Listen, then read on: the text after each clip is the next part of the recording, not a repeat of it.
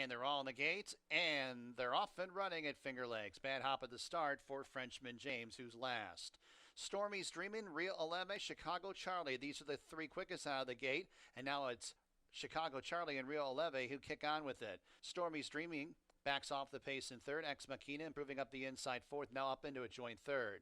Two more lengths back to Frenchman James, who runs along in fifth. Second last, Mano y Mano is about a length in front of Feline Treasure, who's about 8.5 lengths off the lead of the tail of the field. On to the turn.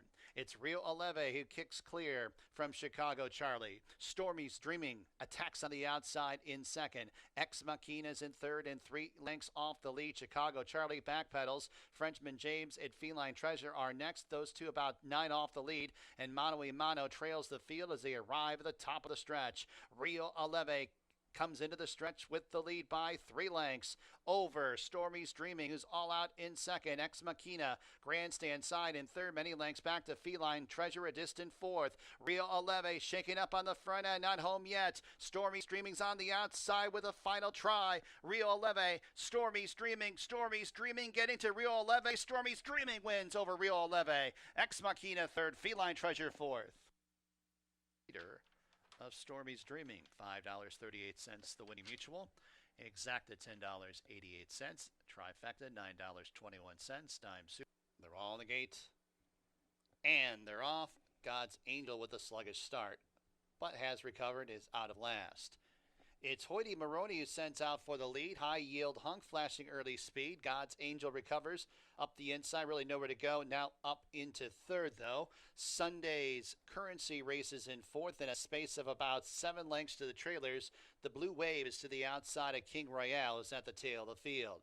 As they take on the turn, it's Hoyty Maroney with the lead. God's Angel able to get through towards the inside. High Yield Hunk scrubbed upon to keep up in third. Sunday's Currency wide on the turn in fourth. 2.5 lengths off the lead. Then about 13 lengths back to the Blue Wave is to the outside of King Royale at the tail of the field as they reach the top of the stretch. Hoyty Maroney turns him in, has the lead by a couple lengths. It's High Yield Hunk and Sunday's Currency bearing down on the outside as Hoyty Maroney shifting ground. 1 furlong to go. High Yield Hunk now striking the front. Sunday's Currency outside second. Hoyty Maroney third. 16th to go. High Yield Hunk with the lead. Sunday's Currency, final try. High Yield Hunk holds over Sunday's Currency. Hoyty Maroney was third. God's Angel fourth. 3, pick 4 wagering. Pick 4 starts in the third. Post time in 23 minutes at 2:03 p.m. They're all in the gate. And they're off. Brock Monanoff and Bustin Pietre. These two blaze out for the lead. Bay Bank emerges in third. Mr. JT outside of him in fourth. Maddie's Express towards the inside in fifth in a space of about 3 lengths to Double Shot, who's to the inside of Trap the Dream. Those two about 8 lengths off the lead.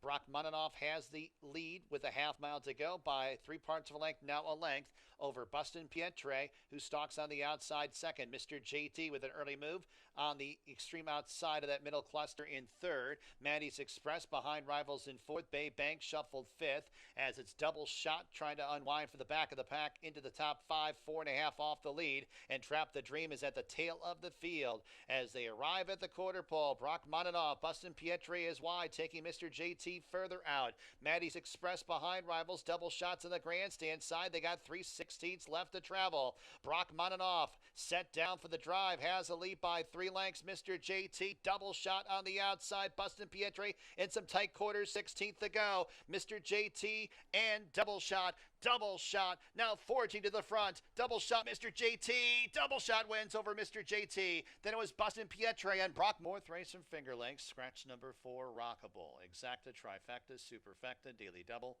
Late pick 5 wagering. Post time for race number. And they're off.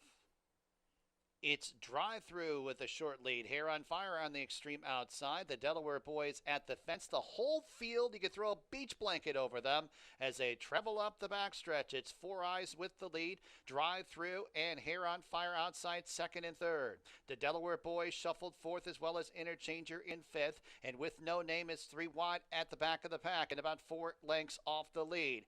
3 abreast as they go on to the turn.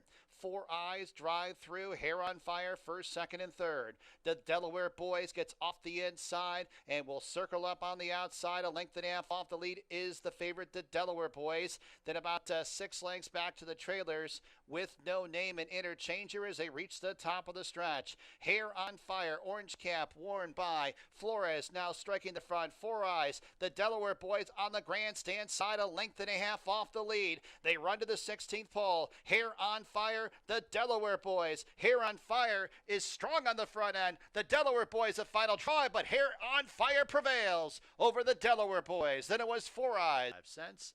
Super $24.24. Pick 3, $29.40. Fifth race at Finger Lakes. No scratches or jockey changes. Exacta trial in the gate, and they're off. It's a waiting trial who's going out for the front end. Disco Dancer on the outside. Night Missio and the white blinkers in third. Then a length and a half to Cata Dia Mejor, who is shaking up to keep up in fourth. Jason Jets in fifth and 5.5 off the lead, and 2.5 to Honor for Mandan, who trails the field. Disco Dancer has the lead by a couple lengths over a waiting trial and Night Missio second and third. Cata Dia Mejor outside 3 deep in fourth, 3.5, 4 lengths off the lead, still being urged to keep up. 2 more lengths to Jason Jet, who's about 8 lengths in front of Honor for Mandan, who trails the field. Disco Dancer has built up a 3-length cushion to work with. Night Missio has picked up a spot in second. Awaiting trial shuffled third. Then it's Jason Jet outside fourth. Cata Dia Mejor shuffled fifth. As they run down to the final furlong, it's Disco Dancer at 23-1. Has a lead by 4 legs. Night Missio is trying to peck away at the margin in second, but time is running out. Disco Dancer leads by 3. Night Missio on the outside, but Disco Dancer a front-running victory and pulling off a big upset. Night Missio second. For $47.12. Pick 3. $196.90. Pick 5, 5 of 5. $7,136.69. Onward to race in. They're all in the gate. And they're off. Inside and outside broke poorly. Burn Rubber and Profitability. It's English Storm and Trojan Mule. These two blaze out for the lead, joined by Brewing up the inside, and Brewing goes from third up into the lead. Flying in Style tracks in fourth, a half length back to Paint the Line towards the inside in fifth. 3 lengths to Profitability, who's 4 lengths in front of Burn Rubber, who's at the back of the pack. It's Brewing is on top with a half mile to go. The lead's 2 lengths. Over English Storm in chase mode second. Trojan Mule outside third. Flying in Styles in fourth, 7 lengths off the lead. And then it's Paint the Line in fifth. Profitability 3 wide 6, and a gap of about 6 lengths to Burn Rubber, who trails. First quarter 23 and a fifth. Less than 2.5 furlongs to go. It's Brewing on top by 3. Trojan Mule second. English Storm shaking up in third. Flying in Style deep on the course. Profitability's outside of him as they turn into the stretch. And it's Brewing who cuts the corner. Has the lead by about 2.5 lengths while drifting out wide. Trojan Mule maneuvers towards the inside in second. And then it's Flying in Style, Profitability, and English Storm. 16th to go. Brewing on top by 3 over Flying in Style in second. It's Brewing. Brewing wins by a length over Flying in Style. Profit Super $15.32. Pick 4. 4 $940 even. Race number. And they're off. One came out without the jockey, Gray-Haired Gus. Gray-Haired Gus came out without the jockey and is out of the race. It's Cadillac Joe who rushes out for the lead. 2:30 a.m. Races in second. Followed up by Billy at the gate in third. All of a sudden, fourth. Swift Bank and some tight quarters in fifth. 4.5 off the lead. Saratoga Warrior improving up the inside. Able to fire on through at the fence. And if the horse is still in the race, Sobieski's at the tail of the field and about 9 lengths off the lead. On to the turn. It's Cadillac Joe who has the lead by 3 parts of a length. 2:30 a.m. Pestering in second. First quarter mile drilled at 22 and 4/5. Billy at the gate attempts to reach the top pair in third. 3 lengths off the lead. 3 lengths is Saratoga Warrior fourth. And then it's all of a sudden a Swift Banker a wide. Sobieski's at the back of the pack as they reach the top of the stretch. Cadillac Joe shaking up. 2:30 a.m. Billy at the gates on the outside. Saratoga Warriors on the grandstand side. 2.5 lengths off the lead. 1 furlong to go. It's Billy at the gate, forging to the front. Saratoga Warriors outside second. And then it's 2:30 a.m. in deep stretch. It's Billy at the gate who leads by a length and a half. Billy at the gate in front. Saratoga Warrior second, exact to $121.84, 50-cent try, $158.46. Super $256.39. Eighth and 5. And they're off. Good start, only Ladus, but it will be Classy West who has the most natural early speed and gets out to the front end. Lady of Mercy is in second. Unwoke races third. Sweet Carol James prompting up the inside in fourth. Yearning 3 wide in fifth. Then in sixth, that's Cruise in to win. 5.5 lengths off the lead and 2 lengths to only Ladus, who's at the tail of the field. Classy West has pressure from Unwoke on the outside. And then in third, Lady of Mercia. Yearning is outside in fourth, passing Sweet Carol James, relegated back to fifth. Only Ladus is out of last, and Cruise in to win now in the seventh in trailing position. A quarter of a mile left to travel, and Unwoke takes over from Classy West, and then a big space of about 7 lengths to Yearning, and only Ladus are outside third and fourth. They got 3/16 to go. It's Unwoke who's in charge in upper stretch. Unwoke opens up by 6 lengths. Classy West is in second, Yearning third, only Ladus in fourth, but the outcome's been decided here. It's Unwoke. Give trainer Paul Barrow 3 wins in the day. Give jockey Jeremiah Flores a hat trick as well. Yearning second, Classy West third, fourth, only Ladus. 58 cents the winning mutual. Double $78.80, exacta $6.46, trifecta $4.21. Dime Super $2.04, pick 3 $32.79, pick 4 4.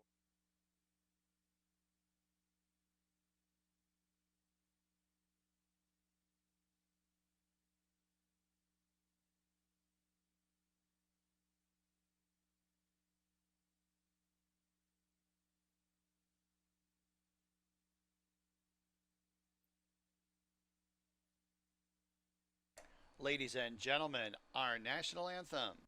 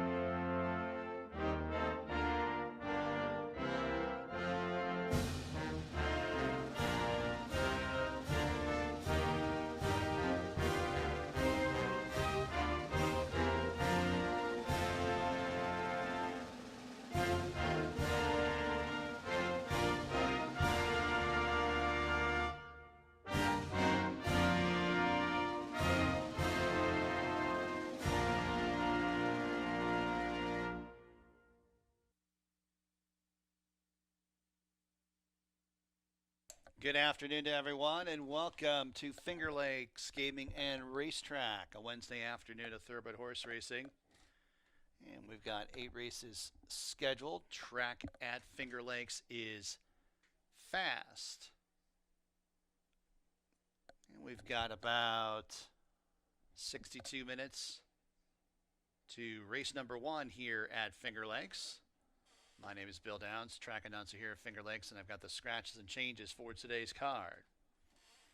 In the first race, scratch number 6, Other People's Money. Number 6, Other People's Money is a scratch for the first. Correction for the 7, Signifying Nothing. Signifying Nothing was disqualified from a win on June 17th. Therefore, she is eligible to run in this race. Second race. Second race, no changes. Race number 3. Scratch number 1. Oliver with a Twist. And scratch number 3, Vaunted. Oliver with a Twist and Vaunted both scratched from race number 3.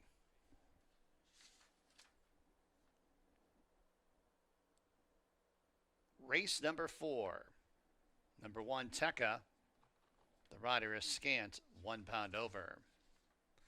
4th race starts the 50-cent late pick 5. Carryover going in $17,049. 5th race. Scratch number 5, Juliet on approach. Scratch number 7, Good Mission. Juliet on approach. Good Mission.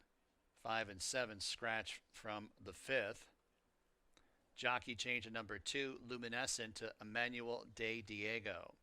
Emmanuel De Diego on number 2, Luminescent. Race number 6. Scratch number 7, Franny Lou. Number 7, Franny Lou, a scratch from race number 6. Race 7.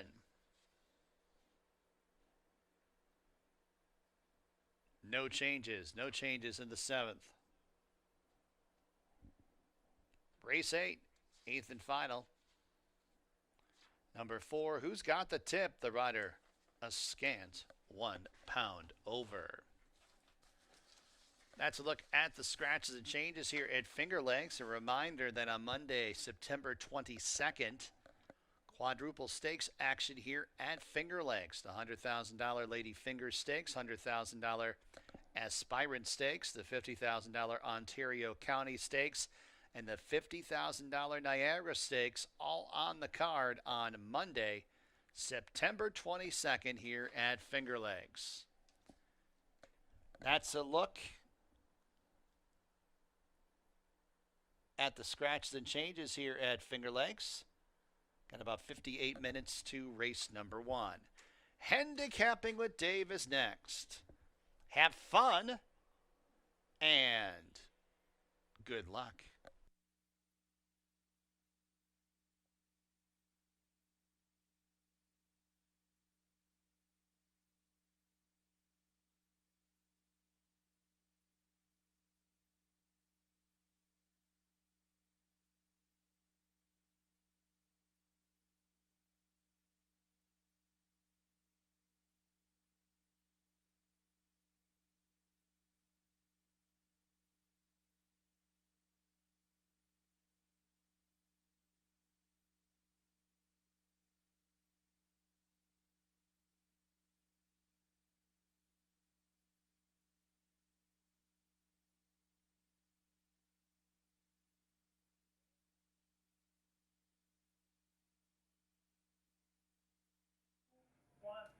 And welcome everybody to Finger Lakes Gaming and Racetrack. I'm Dave Mattice. I'm joined again by my great co-host who gets all my ratings, jockey Jackie Davis. Hi guys, I'm here. Yes, everybody, I was getting just tons of emails, Well, some pretty mean messages about you not being on the show yesterday. Well, I've completely forgot I had orthopedic my doctor's appointment, and I've got good news about that. She cleared me. Oh, that's great. So, but the issue now is I have to be cleared by my concussion specialist, and that's where I was seeing my most problems. And they're actually really excited that I do the show with you because they think it's going to help me. Well, I just hope to keep doing it. I mean, maybe there's some days while you're riding you can still do the show with me. Oh, we already talked about Yeah. that. Well, I was just throwing. Oh yeah, well they don't know. Especially like if I'm not riding the first race, I can come down. Yeah, it'd be great. And but I don't know about handicapping the races I'm in. No, well, I remember I had Jeremiah Engelhardt on the show before, and the stewards are coming out. Hey, you got to pick your, we'll avoid any conflict. Well, I don't want to give the other riders what I plan on doing or the secret. That's true. Yeah, you got to do some gamemanship, is what it's called.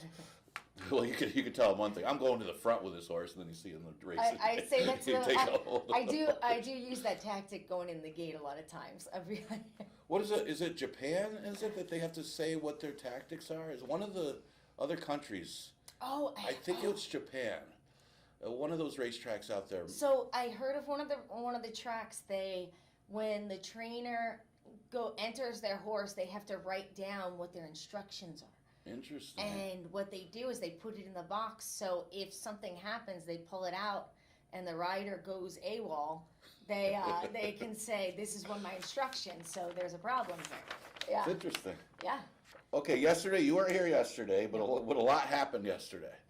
We got to congratulate Paul Barrow, trainer, got his 1,000th win. That's impressive. Then he got his 1,001 and 1,002, or second. Yeah. If you do 3 it, wins on the day. If you're going to do it, you're going to do it right? And Jeremiah's Flores rode all 3 of them. Congratulations to him. They're a great combo. Yeah, and I think that was one of the horses that made the late pick 5. I think that was the first leg of the pick 5. Yep. Then it was Rachel Sells, I believe, stepping up in class again off the claim. Yep. I think that was the one. I I don't remember. No, that was the day before where she stepped up and went second with the horse. Yeah, off that was claim. the claim. The other one yesterday has been. Oh, that running was at the one that's been level. running and quitting. Yeah, he's been running at that level, but he's the last few races they had a few drop downs, Right. and they were pretty easy winners. So, No, but come on, that horse was going to the quarter and stopping every He was, time. yeah. Yesterday was able to hold on. well, I worked with that horse before I got hurt, and I love anything that's by Disco Rico. Okay. He's one of my favorite sires. I worked closely with the guy, the owner, and I rode a bunch of his horses here. And I worked closely with his babies that he brought in, that he kept, and I got them ready to run. And a bunch of them, I never sat on one. I didn't like. Okay. No, I've heard that Disco Rico's one of the better New York bred sires. Yeah. Well, Definitely. he's passed, so. Yeah, I know, but he They're- was. They're doing I'm the showing my legacy- age then by saying that. Me too. And the legacy's still going on, so. Right. Okay, so with that, where I was going with that was a couple of long shots to start off the pick 5. What we have today, because the late pick 5 has the carryover, we got over $17,000 in the carryover pool going in today for that late pick 5. I saw that. If I was a bettor, I'd be excited. So you put it. So we put some money into that, and the last time we had the carryover, they did pump some money, over $100,000 into the pool. Wow. So we should have a good pool today for that late pick 5. And what happens is, even if you get kind of low price horses, favorites or whatever, it pays more than it would normally because of that carryover extra money going into there. So that's why That's nice. it's a good play with the carryover pool. Now, we start off, remember, the early one is the mandatory payout. Oh, I do want to mention Oscar Yes. before we get started. We'll talk about him later, too, as we get to the last race. Oscar Gomez will have his first mount today after being out for over 2 years. 2 years and 3 months, did you say last Monday? Yeah, pretty close, yeah. And, yeah, it's been a long time. Good to see him back. Wow. He'll be back in the saddle in the last race today. I think for Barrow, I think it was. Yeah. So good to see him back. He's going right back into his old barn. I always remember Oscar. He's always good at really good at the beginning of the year because he's a good Oh, good for guy those to get 4 and a speed out of the halves. horses Oh. at 4.5. Strong early rider. Really good gate rider. He always Mm-hmm. got him out. Okay, well, we're going to handicap today's card. First race and allowance race, never won 2 condition, going 6 furlongs. We do scratch the 6 Yeah. other people's money. I know we were watching the replays this morning. It was good. We have different opinions on this one, different numbers, and the way I look at it, we know the 2's going to have some speed. Yes. So Queen's over 3's been off. She's been off a while, but she's got one way of going. Big advantage will probably be out there with her. I think Bill Downs just mentioned in the changes, even when you're looking at signifying nothing, she has won 2 races, but she's still eligible for the 2 lifetime because I don't know if it's still pending, but there was a positive test, possibly. I don't want to say that because it might be still pending. That's still eligible in the meantime for the 2 lifetime. We can't just say, well, of course, until I get that confirmation on that. But it's still eligible for the condition because of that. But that's a positive if you're backing signifying nothing because she already won the condition. Oh, yeah. I think you got that one on top. Yeah, I have her on top for that reason. 'Cause Okay. She already No, ran that's against smart. this bunch. And great post position. Yeah, She likes this surface. She ran this distance only one time and win it. I liked her I that liked day her on too. top, yeah. And I did. I like the 2. I like it. She's always right there.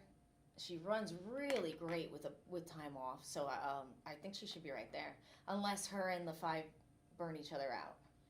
I would think she's going to get the front if she shows the speed that she showed. She's going to last year. Yep. She's faster than the 5. I love her breezes though. You can tell exactly where her first breeze off the layoff was till now. She just kept getting faster. I like the 101 and the 48, the little freshener.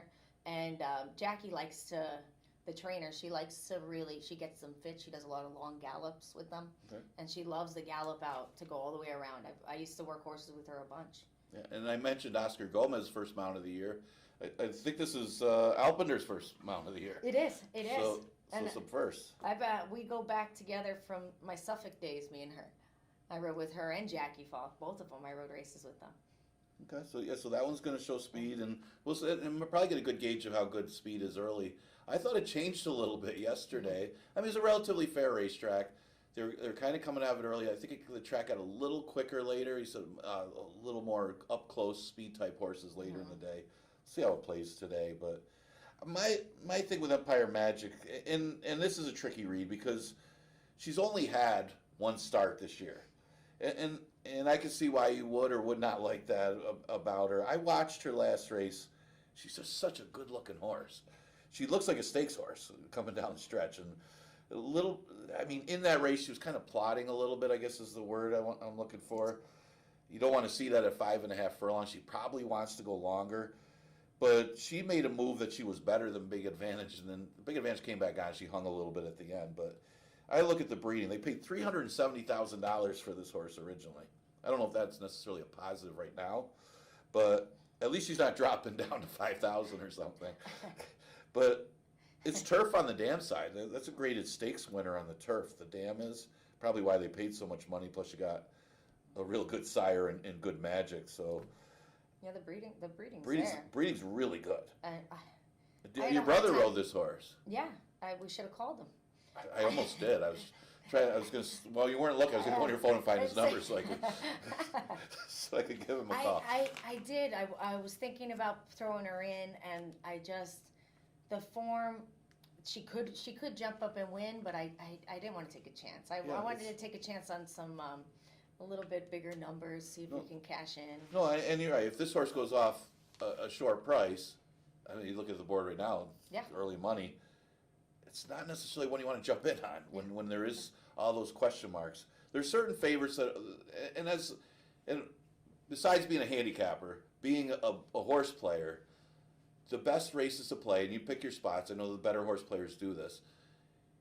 There's vulnerable favorites and there's good favorites. Yes. The good favorites are the ones you don't mind putting in there if you're singling in pick 4s or pick 5s. Yep. Those vulnerable favorites are kind of sometimes where you focus and play somebody else, and that's where you make the money. Yeah. So you're just riding them. I look for. And then you get yelled at. Usually, my goal was, even if I was on a horse that looked like he had no shot at all, I would look and find its best race and say, as long as I get beat less than those lengths, they need to be happy with me.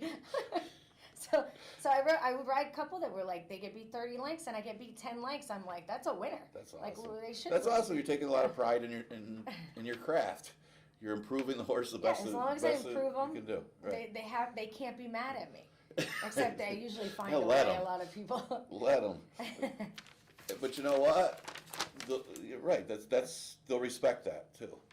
5,000 maiden claimer going 5.5 is the second, and we talked about this one. You got a horse in here that is so much classier than this field, but another one, he's just been off so long. I know. Obviously, the barn's going good. I mean, week in and week out, you're looking at who the hot barn is, who's not, and Michael S. Ferraro for the last few weeks has been on fire. Paul Barrow's obviously picking it up right now. Yeah. Buckley's been good all year, but Ferraro's been winning at a good percentage, and this is one of his good owners, the Happy Face Racing Stables, who had a couple really nice horses over the last few years. And Perez is one of their regular riders. One of the regular riders. So that means they think highly of him. It's one of those things where this is dropping all the way to 5,000. She's supposed to win. My thing is, I just don't like horses off that long. Yeah. Sometimes you want to give them a race. I know if somebody wins with that kind of layoff is usually somebody like Michael S. Ferraro. Used to be Jimmy Exactly. Wright. I don't know if you were here when Jimmy you Wright know how was much here. I wanted to ride for him when I was riding, but it was too hard to get in there. But whenever they had a horse in the race, you picked your head up. Right. You definitely did. But he would win off a layoff. He was No matter what I the always form look- looked like. Right. There's a few trainers like that. Yeah, and this was very well bred. I chose him second for that reason. I think we did this. I think we were Oh, thinking we the did. same Yeah, way. we did the same. Yeah, and the difference, like I did end up picking the four. What I pick? You're I the picked fourth. the four. or- Yeah. I thought the four had a very just a very consistent form. Mhm. Like especially off the rest of them, I thought the consistency of him. He just kept getting checks, and I think he could be right there if they had a little bit of speed in there and with the drop downs. I'd like to see that horse on the synthetic. I mean, she's the turf and synthetic horse. That seems to be getting better and better as she runs on the dirt. But she's always getting in a little bit of trouble or something. And sometimes I Talking think about maybe before, it's maybe that's just not her surface. That's But possible. we like her running here. Keep running here. Yes, they. But no, I agree with you. If you take, okay, people are going to be betting this for our horse, no doubt. If you take that horse out of the race, Posse Rocks looks like the one. Yeah, this horse numbers wise is so much better than the rest of the field, and that's kind of how I look at it. Where she's probably the speed as well. I have her down as a speed. Yeah, and so I agree with you. I mean, I think she they're can get not a out there. fast bunch either. No, they're not. I was trying to be nice about I know. it. I know that's the way you say it. Okay. Well, no, that is a nice way of saying that. They're not a fast bunch, but there's a spot for everybody, especially here. And I'm gonna throw the bug girl in the Crystal. I rode the horse a few times. Right. She's a tiny filly. I think she's gonna appreciate the weight off, and she's not very hard to ride either. She just doesn't win. No, but up against what she's up with this race, she fits in this spot Right. too. I There's got her a in the few number drop two. downs, but you throw that last race out. She didn't want to go. I never thought she wanted to go long. I think I rode her long once. I'm gonna say, but don't quote me on that. Remember, I'm going through a concussion phase. No, I'm not. So No, I was just gonna buy it. I mean, I didn't think she ran that badly last time either. No, I mean, but that's a tougher field than this. I mean, this field isn't that. And a lot of best the part about 5,000 are. that is you get the air in them going long. Yes. And she's, I'm telling you, she's tiny. She's almost pony size, and she's sweet as can be, and she tries. She tries to the best of her ability. And you got a bug girl that's trying as well. Yeah, so. and we always say the weight off matters. It Usually does. weight matters Not a lot. always. It depends on it. But well, like in the route races, we always say, Yes. especially with speed horses, you put them out there as long as they can rate the horse enough. Yes. Not just send out there. That weight can be such a big advantage. I was looking at Widow too. I mean, Widow has. You talk about a hard luck horse. I mean, this horse has had nothing but trouble in a few of her races. They actually bet her down to be the favorite last time. I was shocked by that. I was looking at that. I think it was your brother that won the race. Yeah, Banker Murray. Yeah, I don't know how And this horse. You know what? And I picked that horse to hit the board too. Yeah, Or that horse, the last start. I think we both picked your brother's horse, and Yeah. Well, you and had we just to. saw him. We didn't pick him You today. had to. She's back in. Yeah, we didn't. We saw him on the way up here too. We had to break the news to him. Sorry, not today, bro. Scratch the one, Oliver with a twist. Scratch the three, Faunted. And here's our fun race, the 4,000. I looked at. There's another one next week that I just shook my head about. They're fun. I mean, it's good. You always say there's a place for everybody. Well, somebody's got to win this race. Yes.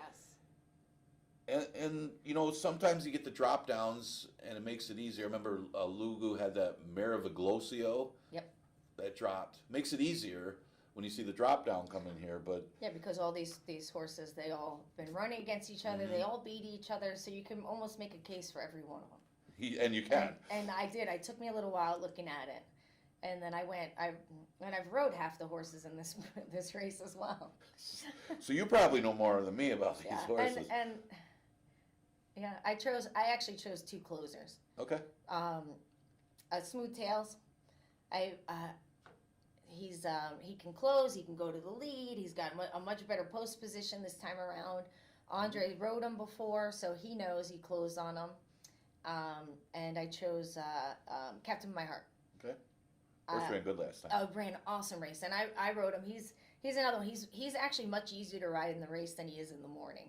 He was very difficult in the morning to ride. He's gotten better the older he's the older he's gotten, he's easier to handle.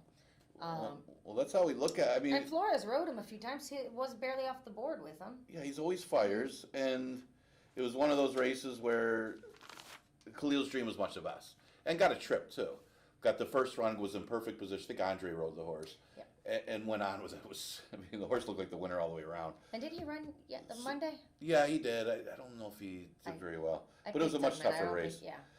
That's how the difficult these 4,000 races are. I got different than you because I'm hoping the complexion's different than you see it. So it depends on if this speed backs up or not. How we look at it, because I'm looking at it differently from production credit standpoint, going from 6 furlongs to 5.5. That's the key. I don't know. I mean, Son of Darkness does have some speed if he decides to. I thought to go after him. Maybe I messed it up. They didn't scratch the 2. No, there's 2's in there. They scratched the 3. I gave you the wrong scratches. I did that on purpose so you'd have the throwers. No, but we do see it differently in the sense that. Oh, then I thought that's why I didn't put the 2 in, because I thought he was scratched. I thought the 2 was. We'll put him third speed. for you. That's okay. I thought the 2 was the main speed. He was going to set the pace for the race. Well, that's how I see it. Son of Darkness could be aggressive with Christian. I don't know if he's as fast as the 2. But then again, the 2 stopping, and he should have won for 4 last time, you would think. Mm-hmm. But he did go pretty quick. He got pressed, and Khalil's Dream was better. I think today at 5.5, he can hold on. Barfly's an interesting one too, because he comes out of a better race. Max Foster went a fast time. Max Foster, when he's on and he's sent, I don't like when they rate Max Foster. No. I don't know if I told. I mean, David's smart with his horses, so I don't want to tell him anything. But he's doing pretty. He's doing great. He won another race yesterday. Yeah. But when they've tried to rate Max Foster, he doesn't get there. He kind of just doesn't get there in the stretch. He hangs a little bit. Oh, when he's sent and put into the race early, he does 105. Wow. He's one of those horses that if you're aggressive with him, he just keeps going. And he went 105 that day. So you're going against a horse doing 105, no matter what his form was before, you're going against a 105. And I thought Barfly ran a much improved race with Chris Russell. I was looking at him and I was trying to make a good I was thinking about picking him as well. But it looks like he has been having a little trouble leaving the gate. He does have trouble leaving the gate. That's what it looks like. And he probably wants to go longer, ideally. Yeah, and then coming from the 1 hole, these horses are usually, they're pretty good horses in the gate, but come from the 1 hole, well, thank God it's a small field. Well, just keep in mind, it's 4,000, and one thing you don't want to overanalyze is a $4,000 race, because anything can happen. There's a reason that they're dropping these horses into 4,000. So don't even worry about it. I'm not. Although now it comes to the big ones, because everybody's going to be having this pick 5 fever today, and this is where it starts in the 4th. And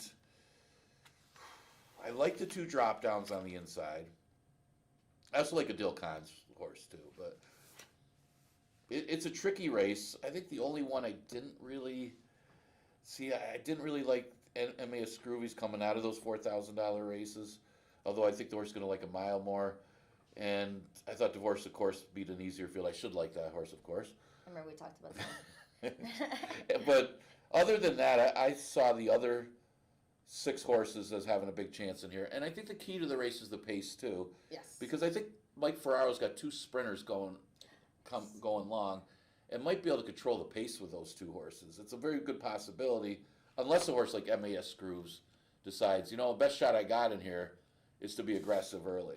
That's what I have written, that he's going to be aggressive. So you're seeing that. Yeah, that's what I said he was going to go. And that's going to help a horse like Turn Up the Music. Yep. And I also think Tekka can rate a trip right in behind. But I like those 2 just on the drop. I think you got the same 2. Exactly. I thought I threw the last race out for Turn Up the Music.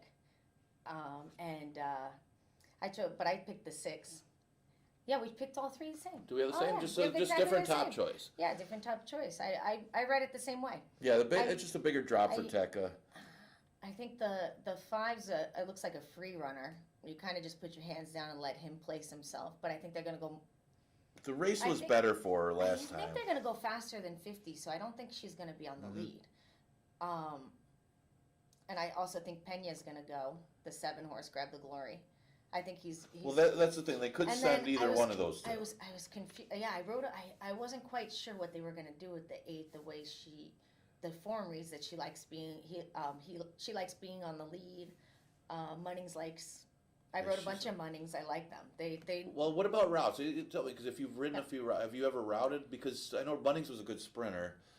I know Mike Ferraro doesn't matter. When he sends them long, they do well. That's what I'm saying. That's why I wrote a question mark there, because it looks like the races that she wasn't forwardly placed. She didn't run as well, so she might not like the dirt in her face, which the outside post is going to help her. And she's got some route on the dam side too, and actually got a good number for the distance because of the dam side. It was first time ever going long. Personally, I think they're just taking a shot going long. Because she ran bad the last two. Because she didn't run great the last 2 races.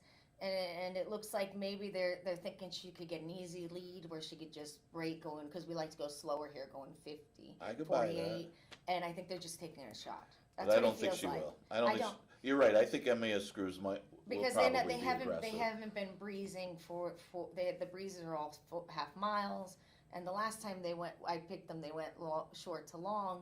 Yeah. They were going for that. I think that and she might get it. There's a good possibility. It's possible. It depends on what nothing's impossible with her. MAS Screws. It depends on her tactics. She's inside of her. But I think Pena's going to be a little more aggressive. Yeah, they'll probably decide which one of the two that they want to be a little more aggressive. The other will stalk. Or they might just say, take it from the break. Whoever outbreaks each other, go on with it. Does that work? It has worked for me. Okay. Except there was one time I was supposed to be the rabbit when I had the bug, and because he was a stone runoff, he rated for me, and I was right next to my entry. Yeah. And I ended up winning the race. But I've seen that happen where the other horse outbreaks the other one, but the other one's got natural speed. Yeah. And then you got a little bit of a weird situation there where the guy's trying to hold him from getting the lead, so his stablemate could get the lead, and then end up from the half on, you're dueling. That is the worst thing as a rider to experience, let me tell you. I mean, you're sitting there on the front end looking at your entry mate going, you got more natural speed sometimes. I don't know what to do here. So you're just kind of, at that moment, you both try to rate within reason and not move early on each other. Yeah. I think sometimes your trainer gets it wrong, who's got more speed. But listen, that's another story. Whole nother, yeah, okay, I was going to say, that's a whole nother Let's tangent. move on because we got to pick up the pace a little bit. Yep, so yep, let's go go to the 5th. We scratched the 5, Julia on approach. Scratched the 7, Good Mission. Of course, got a little conflict here because your sister's on Yes. a horse that looks pretty good in here. For Amelia Green. I mean, Amelia Green's had a couple come in here. This year. Yeah, she's a very good trainer. Yeah. And she won a few stake races in Saratoga as well. This one's very I know well one bred. for sure. I mean, it's an Into Mischief. I like those anyway. Me too. Got Uncle Mo on the dam side. But I think the horse is the speed from the outside. Depending on I know she's all the way out there, so you want to break well. But there really isn't a lot of early speed in this race that's got her kind of speed, which she's mixing it up with. Her last race was in the slop and an off the turf race, and she didn't fire. You can throw that race out. Off the grass in Saratoga in the slop it's like running in we call it peanut butter, where you it's almost like sticks to you and it's deep and it's just. See, I picture everything, so now I'm picturing. It's a real racing term. We use it on the backside. We use it. Okay. Yeah, I remember the first time I heard it. But if she runs back to her first race and from Aqueduct, she's a stone winner. No doubt. And that compares to here. And then outside speed, I love outside speed. You just put your hands down and let everybody, if they want to send inside you, you let them send and you just kind of let them. You let your horse run your race. Yeah, right? you let them. Yeah. You don't have to rush. She's clear speed. I chose the 7 second, but they scratched it. And I really like the 6.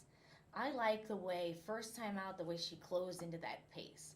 Obviously, she's going to break better this time because first time out, they're confused. Usually they make them stand before they run I first time out. thought she was going to be the winner. I mean, she was flying late. Look at that. But that 6 furlong, she should be a little closer to close into the 5.5. And then I like the 10. Yeah. The 10's been running. He has been running a route, but he's been getting checks in Belmont and Aqueduct, been getting checks, and they run so fast there that it's comparable to being able to run 5.5 here. Yeah, and she's gonna have a little bit to do, cutting back in distance. But yeah, you're right. Maybe she comes rolling late after showing the speed. She's going to have as much to do as you think. Because Well, I think the 11's quick though. she's going to go fast, but I don't think the 11's going to go 45. I don't think she's going to go 45. She won't need to. She's not going to have to. Okay, gotcha. Yeah. Gotcha. So I think she can. I think maybe they'll be able to go. They'll be able to go maybe 47, go a late 46. I could see that. And then this 10's going to be sitting maybe 3-4 lengths out of it because she's sitting 3 lengths off. Wait, where I'm looking. She's sitting the length off, and they're going 46. Right. So she might be sitting right behind them. If she's in range, and for whatever reason, if this horse doesn't have it, but one of the things that look at the 11, also you look at the 4 starts. Her 2 best races, including her debut, which is a huge number, are on the fast dirt surface. So that's what she's going to get today too. She's going to be awfully tough to beat, and probably a short price. Exactly. So maybe you take the shot there at the pick 5 single. And then these. I don't know, maybe. But then you got I like the they had a 48 out of the gate for the 2 horse, but you could make a case for the. You never know the first time starters. You don't, and you got 2 of them in here. Yeah. I was looked at both of them. I didn't really think the works were that quick on the 2. The dam costs a lot of money. And then the 3's going to be gunning it as well. They're going to be going. She may not. I don't know. I think she rushed up a little bit last time. But the other firster is the 4, and I got more route breeding on that one than I do sprint on that one. So other than that, it's good breeding. Yep. It's good breeding, but it's more route. So well, a lot of times they'll give them a short race and then to lead into the distance race. And the other one. That happens. The other, I used Merlin F, and if for a long shot, maybe Practically Summer would be the other one, cutting back in distance. Got a few. I like our choices though. Yeah, I'm with it. You'll be rooting for your sister anyway. Of course. I'll cheer for her though. Scratch the 7, Franny Lou. Yeah, she'll be on a big price in there if she brings that one home. I thought this was a wide open race. I mean, there's a couple drop downs. I had a tough. I mean, we were looking at this race earlier, and we're looking at her horse. I mean, the race came up relatively weak for this condition because I remember last week or the week before, wherever the last time Digital Sale ran, we were talking about this horse a lot, and she didn't run that well. No. Well, the thing is, off of her last race, she still plays against this field. Exactly. And it's the same condition. So if you look at it that way, this condition came up easier today than the last time that they ran it. Exactly. So I said the same thing. I was like, well, I was like, how can I pick her again? I tried to give her 2 chances, but I'm gonna have to pick her again. I had a hard time because any of these horses could jump up. I did really like the 1. It's a drop down. I think she's gonna be able to control the pace, and these cheaper horses, they're gonna chase, and the 4's got. I mean the 5, like I said. She's got to run better. She has to run better, yeah. And I had a hard time picking a couple other horses from there. The 9's going to have speed as well, but it's like a 47 speed. It looks like she needs to be clear out of the dirt. You know what I like about Jackie? I'm giving 4 picks. I don't like the race. I'm having a tough time. Yeah. Jackie's like, I'm just going to give 2 picks. These are the 2 that I like. You know, I love the confidence. I like that. Well, it was hard to. I could make a case for almost all of them. So if I pick 2, I don't look as bad for the 3rd and 4th because I think any one of these horses could be 3rd and 4th. I like your honesty. I like your honesty. I had a tough time with it, and I'm taking a horse that was 69-1 last race. But the 6. The 6. Yeah, I like the 6 when I was looking at him too. Numbers wise, she fits nicely, and as we're saying, these horses that are finishing 6-7 lengths back in the 5,002 lifetime are now the top contenders here. Well, this horse is 8 or 9 lengths back against the 11 and 9s. That kind of makes her better than those horses at the 5. Yeah, Christian rode the horse before. Right. He's gonna be a little the same way. She looks like she's just an evenly keen running horse. Right, her form isn't good. And those kind of horses jump up and win in these kind of this race, because a lot of people try to be smart and change a horse's running style, and they try to send or take. This is the kind of race you see. If I you expect wanna her to come from the close. back. I expect her. It's No, 6 that's what I'm saying. Yeah. Yeah, I expect her to, and it's 6 furlongs. And actually, I like the 5.5 furlong race that she ran when she was 25-1. That was her best race, where she was beaten less than a length against the 11-9. So she's been overmatched. Those fields are tough. And today, it's so much easier. This is like a double drop. I don't look at it as just a one drop, just because it's an easier version of the 2 Lifetime 5. I just got to hope that they come back to her enough. Again, another one that's really well bred, and I'd like to see her go longer. I thought Miss Wobbles might show speed with the 1. And 11's outside of her, but I'm hoping there's enough of a pace for a change order. And you may not. I don't like taking closers a lot of times, just because you don't get that strong enough pace for these horses to get there, especially when we run the 5.5 so much. But the field is so soft with a drop, and the same thing as you mentioned. You like the 1 Just Words. I liked her too. I used her in the top 3. I don't like the way she stopped, but she went 22, which was fast for the day, that first quarter. And again, it's like a double drop for her as well. The thing is you have others like if Miss Wobbles tries to be aggressive, Which I expect her to. Yeah, Naz is an aggressive rider. He's a good gate rider as well. And then like Paul Barrows, the 9, they're going to show speed as well. Right. So that's what I'm hoping for. Yeah. And you don't always. It doesn't always happen that way. They'll probably go 47 and change orders. Well, God forbid one horse starts acting up in there. Yeah, and then, that's the other thing. And then it's kind of a chain reaction. But that's when you get a closer, and especially with a smaller field. I know this is a decent sized field, but especially with a smaller field, you got too much to do and you don't get that pace. And now even if you got the best horse, you're against it because of the running style. Then watch Baker Murray jump up and close and make us look like. Katie's got something to prove. Yeah, oh, now she does, definitely. 7th race, an allowance race going a distance of 1.70 miles. Yeah, it's another good one. I mean, you got the speed from the rail. Seems like Destiny. You know what he's doing. Absolutely. He's the speed. He was unable to hold off Burning Beauty last time.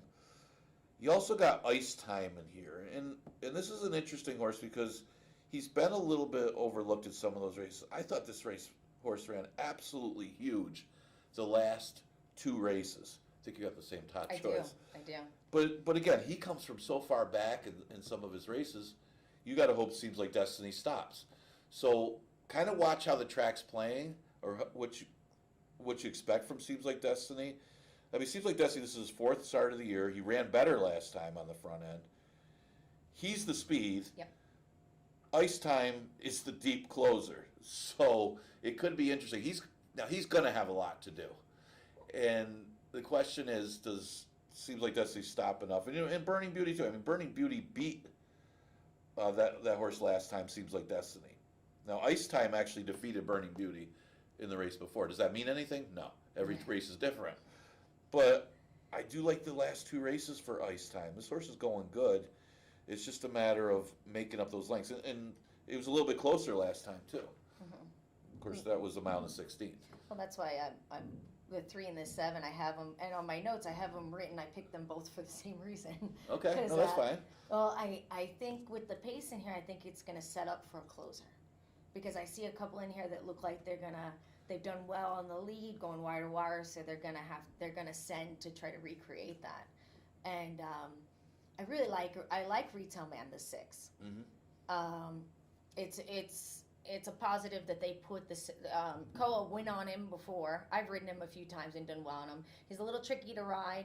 He can be a little strong, but he's like he's a 1 run, but he's not quite a closer, but he sits a little closer.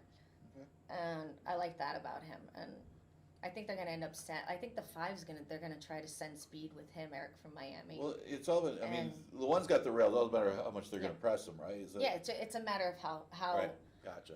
How hard? Like he opened up pretty good last time, so he must maybe if they really put him on his toes that last race.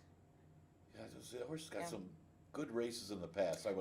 But Ice Time, you can see like you said, he's a deep closer, But if they go a little slower, he sits a little more in striking range. Because they were 49 last and time. And those are right. my favorite horses to ride. Yeah. I love those because all I gotta do is put my hands down and they place themselves. So if I'm sitting far back, I know they're going too fast, so I'm gonna be a little more patient about it.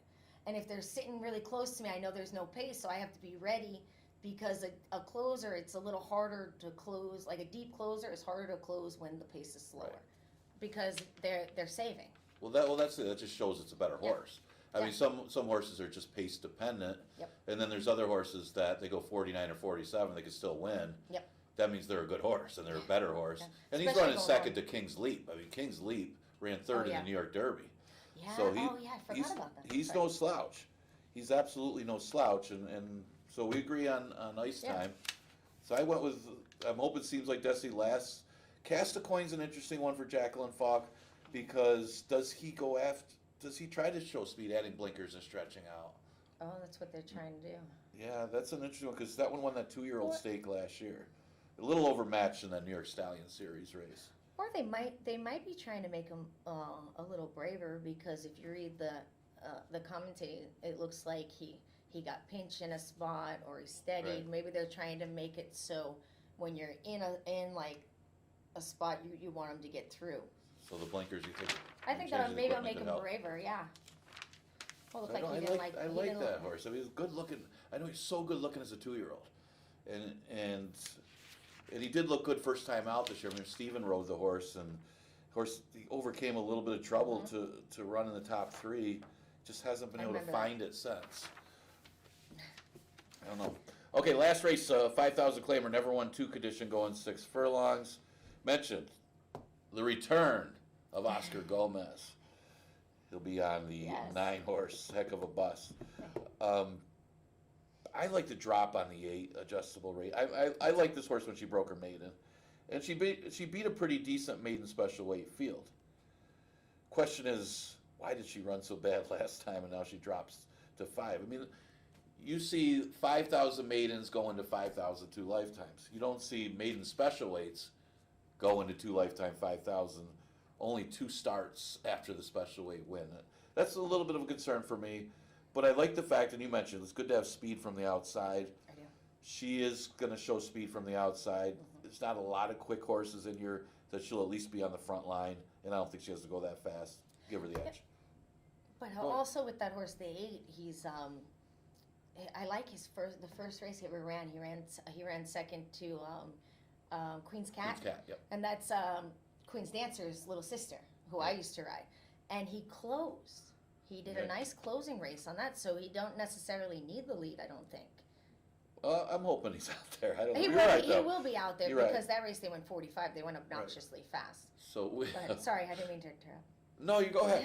Go ahead. I want you to talk. And you got the same top 3 as me. I'll give you a chance to make your points. I threw Oscar in there because I think his first race back, I think Paul's gonna put him on a horse that's gonna be live.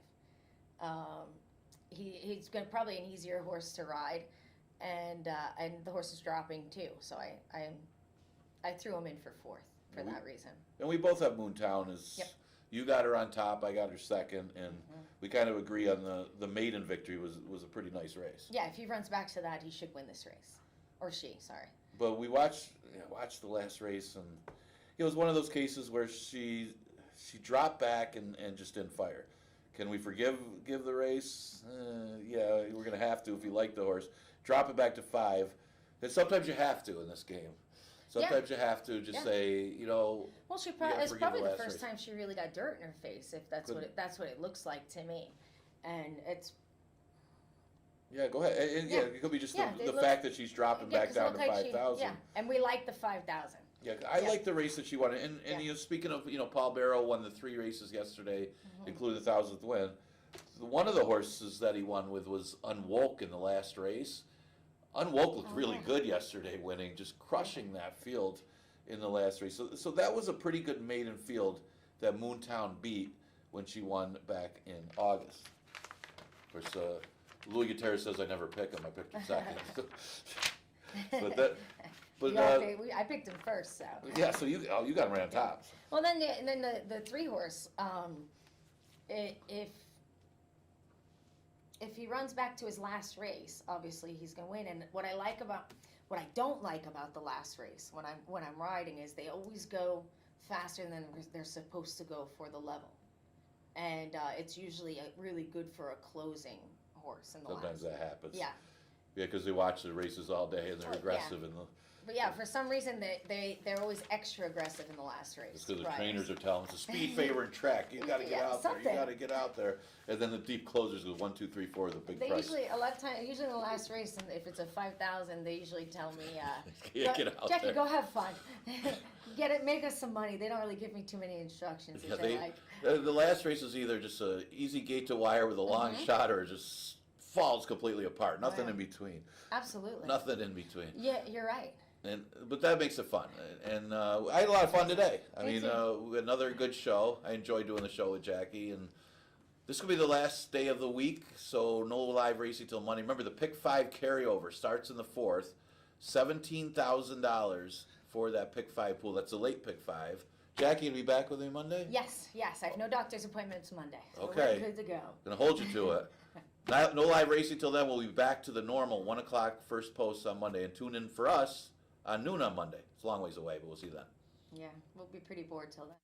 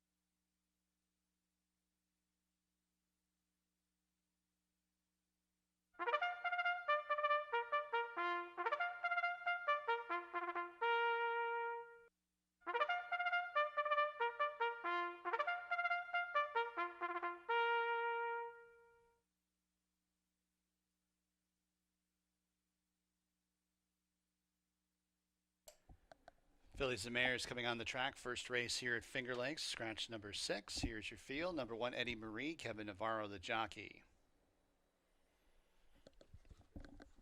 Number 2 is Queens over 3s. And Tammy Alpander aboard. Number 3 is Out of the Cloud, Emmanuel De Diego. Number 4 is Empire Magic, Caber Koa. Number 5 is Big Advantage, Jeremias Flores. And number 7, Signifying Nothing, Andre Worry. Please note, Signifying Nothing was disqualified from that win on June 17th in her past performances, excuse me. Post time in approximately 4 minutes.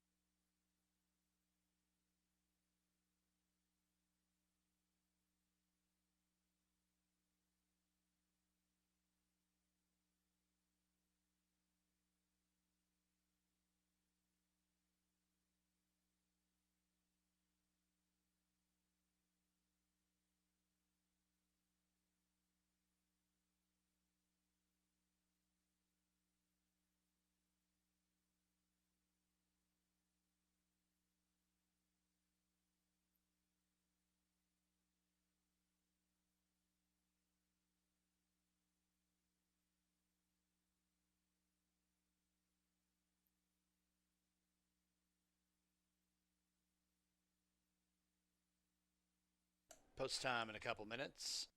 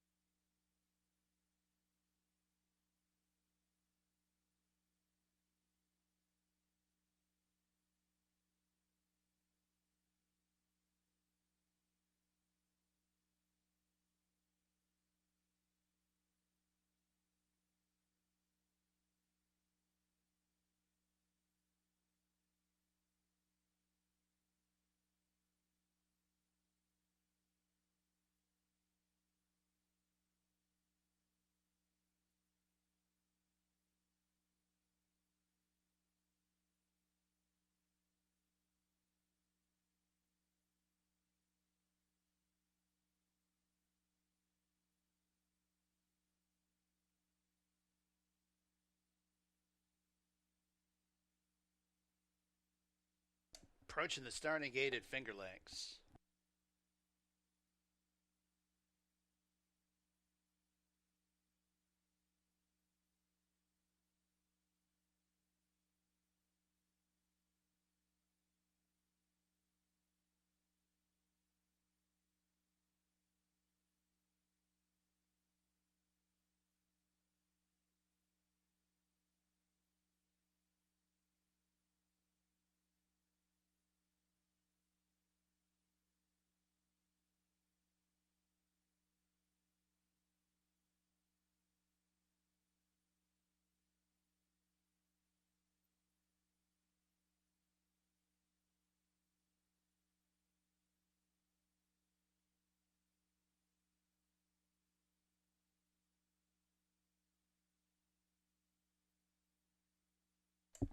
And the Phillies and Bears have arrived at the gate for race number 1 from Finger Lakes.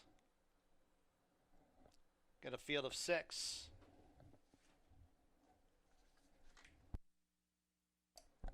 To go 6 furlongs, an allowance race non-winners of 2, 8 race card today.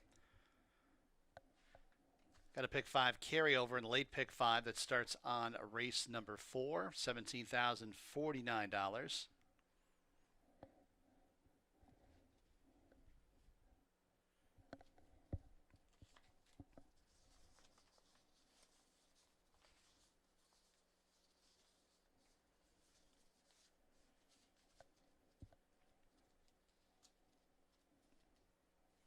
Queens over 3s.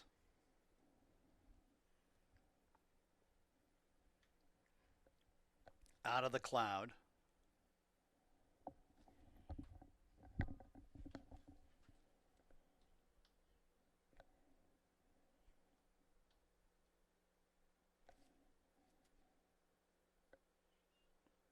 Signifying nothing to the outside. They're all in the gate. There, often running at Finger Lakes. Good start for Signifying Nothing, who edges out for the front end. Queens over 3s, wants the lead and gets it over Signifying Nothing. Eddie Marie's up the inside in 3rd. Big Advantage Races in 4th.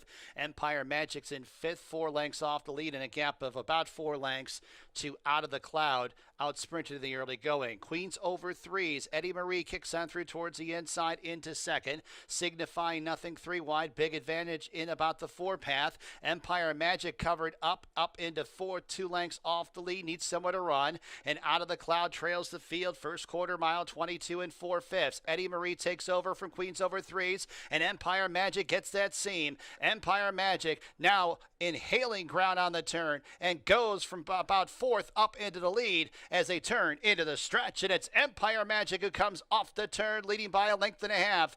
Eddie Marie's in 2nd. Signifying Nothing's in 3rd. Big Advantage 4th. 1 furlong to go, and Empire Magic opens up by 3. The battle for 2nd. Signifying Nothing to the outside of Eddie Marie. In deep stretch, it's Empire Magic, an impressive turn a foot on the turn, and that will lead to a visit to the winner's circle. Eddie Marie second, third signifying nothing, big advantage fourth.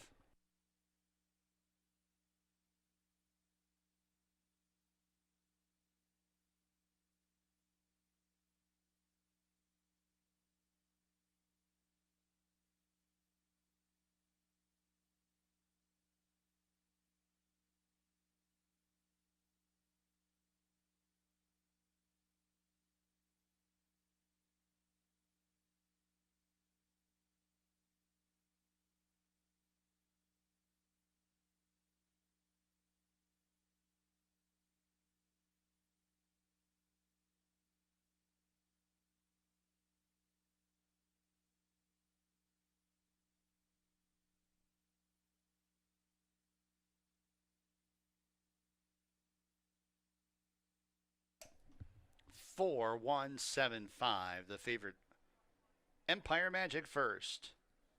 6 furlongs, 113.02.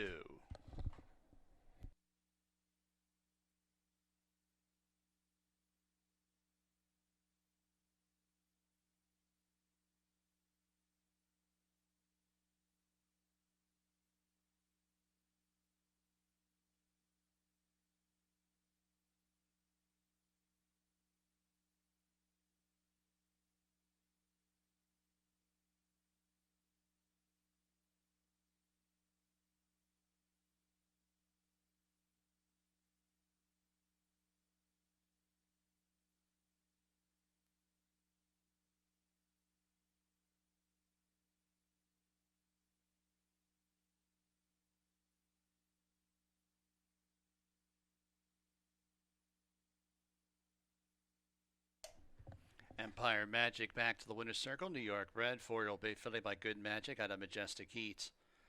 Reeves Thoroughbred Racing, R.A. Hill Stable. Peter Searles and Patty Searles, the ownership. M. Anthony Ferrero, the trainer. Caber Coa, the winning jockey. Rockridge Stud, bred Empire Magic. $4.02, the winning mutual.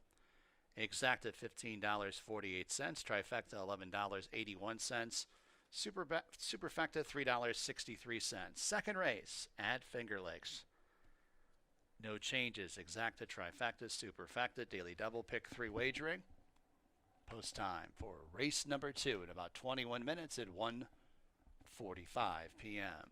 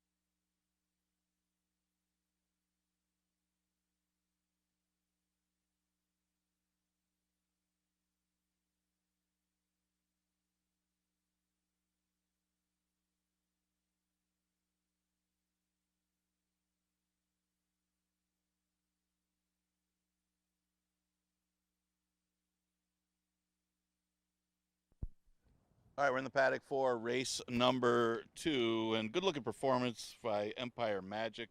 Certainly the best bred horse in the race. Just a lot of time in between races for her, but she showed her stuff today and got the victory. Cabercoa for M. Anthony Ferraro. All right, second race. This one's a 5,000 maiden claimer, going a distance of 5.5 furlongs. Look at the early money. It's coming in on the one. Bellico, no doubt the horse's class of the race, dropping all the way to the bottom, was running against open maiden special weights on the turf before cutting back in an off-the-turf event, but that was a long time ago. Talking about July of last year, now shows up here at Finger Lakes at a much reduced level at the bottom. It's really a tough read here. She's a well-bred horse by Violence. It's a half to a stakes winner. It's one of those things where, well, what do you do with this horse? Obviously, she's better than these, classier than these, but she's off so long.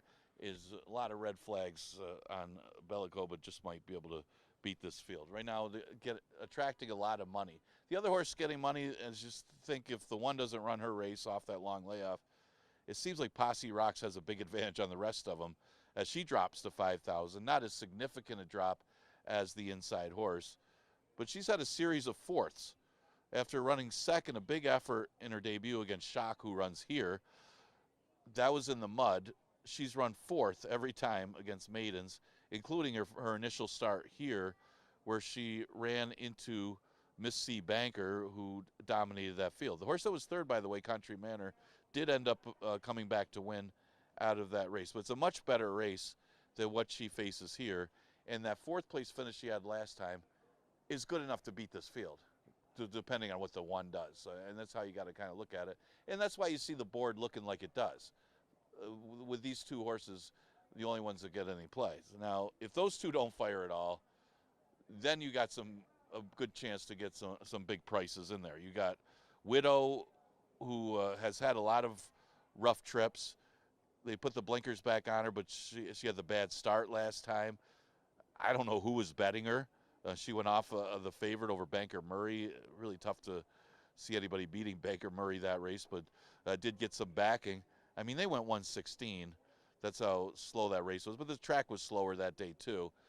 Certainly the start didn't help her chances, but she's had a lot of excuses in some of her races. She's certainly a threat once you get past the two favorites in here. The other one might be Crystal. Crystal is kind of an underneath horse. I mean, she's been a long-time maiden. She's had 20 chances, 20 starts, but a good horse to use underneath on the cutback and distance. Maybe just didn't want to go long and maybe got something out of the race. Exacta Tri Super Daily Double in the pick 3 starts in race number 2. You got about 6 minutes to post.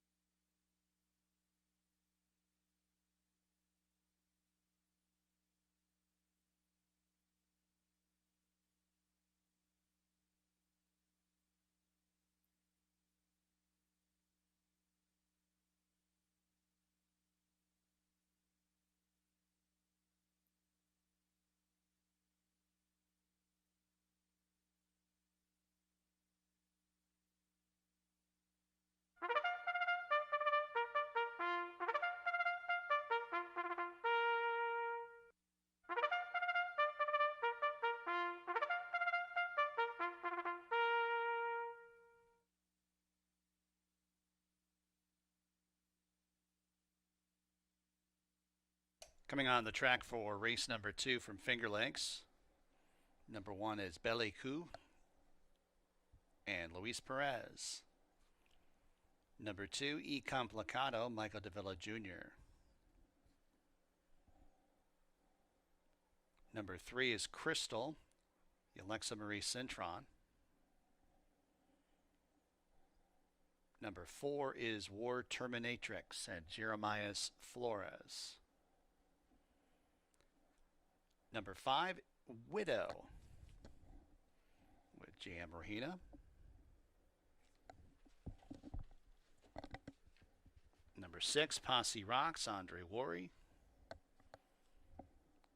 Number 7 is Diptyque, Hemin Harkey. And number 8, Sadie War Lady, and Chris Russell.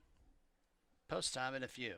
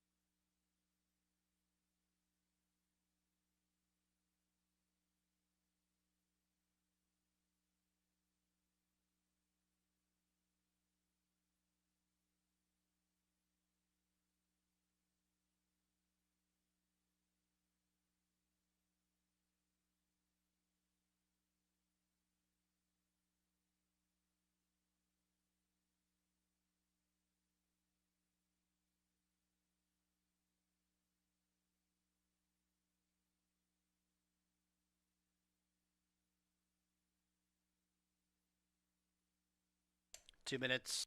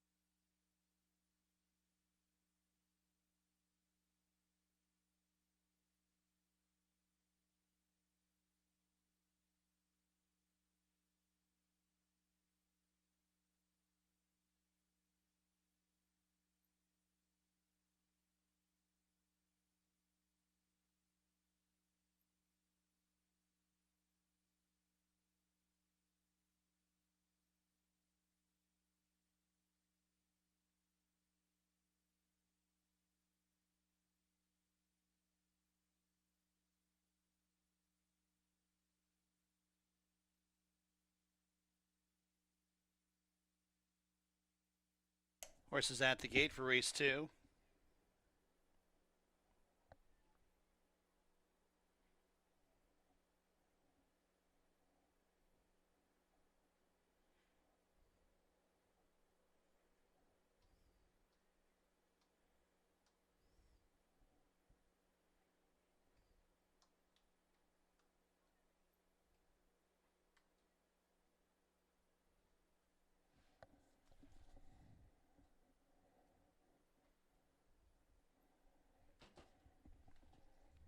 Posse Rocks going up.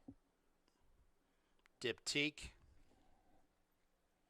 And Sadie War Lady. Bellecu. Even money, 9-5, Posse Rocks. Sadie War Lady.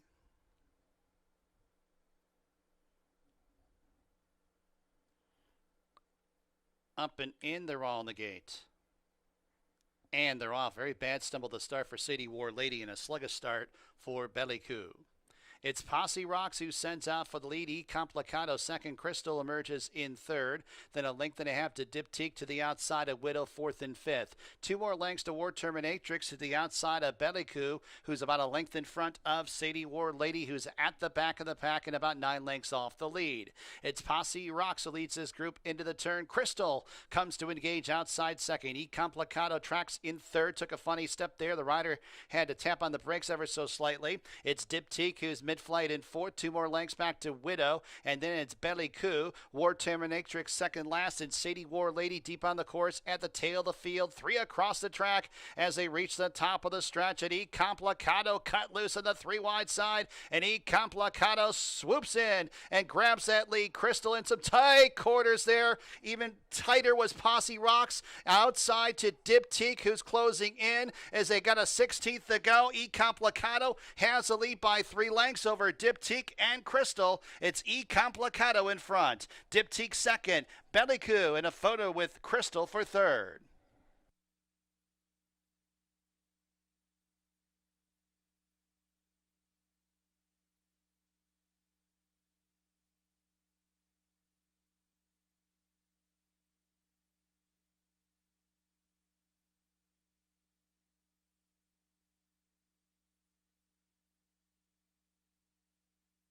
Stewards are going to post the inquiry sign. They're going to take a look at the stretch run. Please hold all tickets while the stewards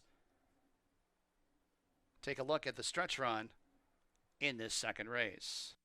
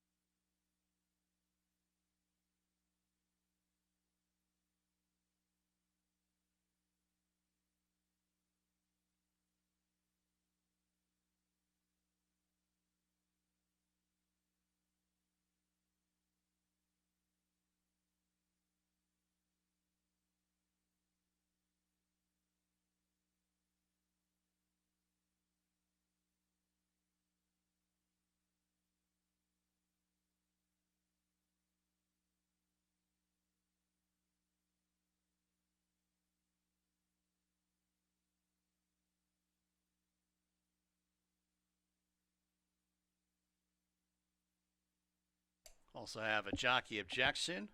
3 versus 2 for alleged interference in the stretch. Stewart's inquiry. Jockey objection.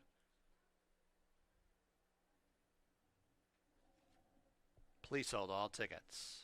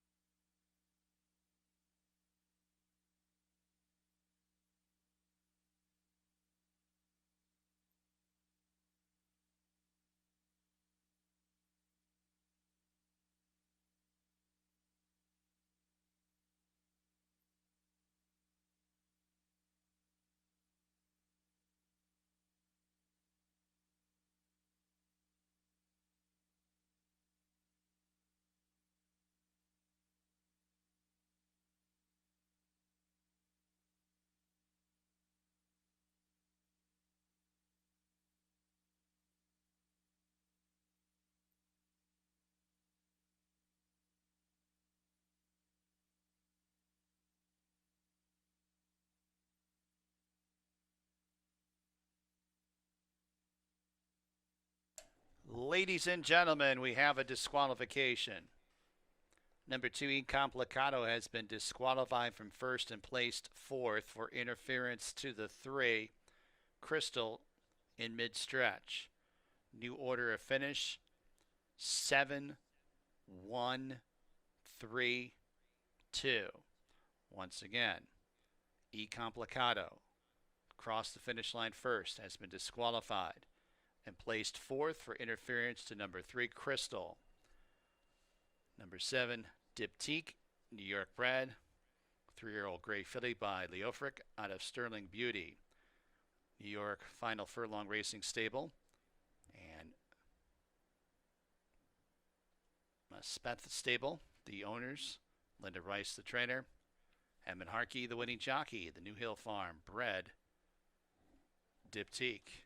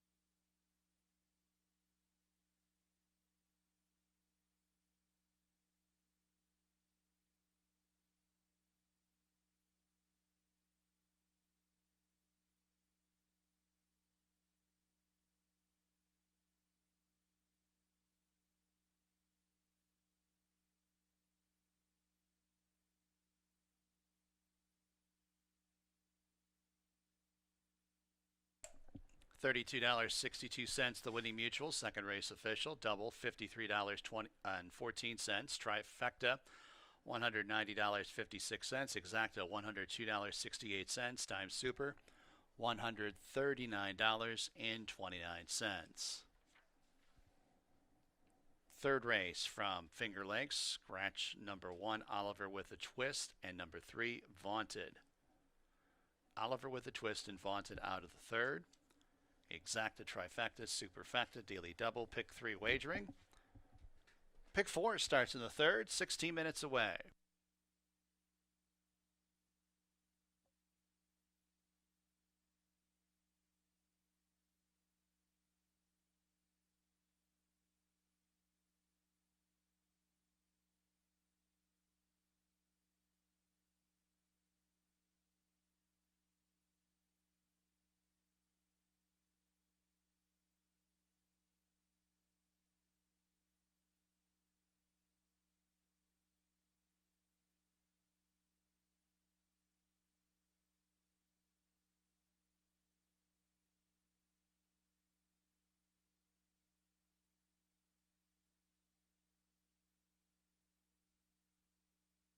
We had a claim out of the second, number 1, Bellicu. New owner, America's Pastime Stable, Edmund Davis, new trainer. The 1 claimed out of the second.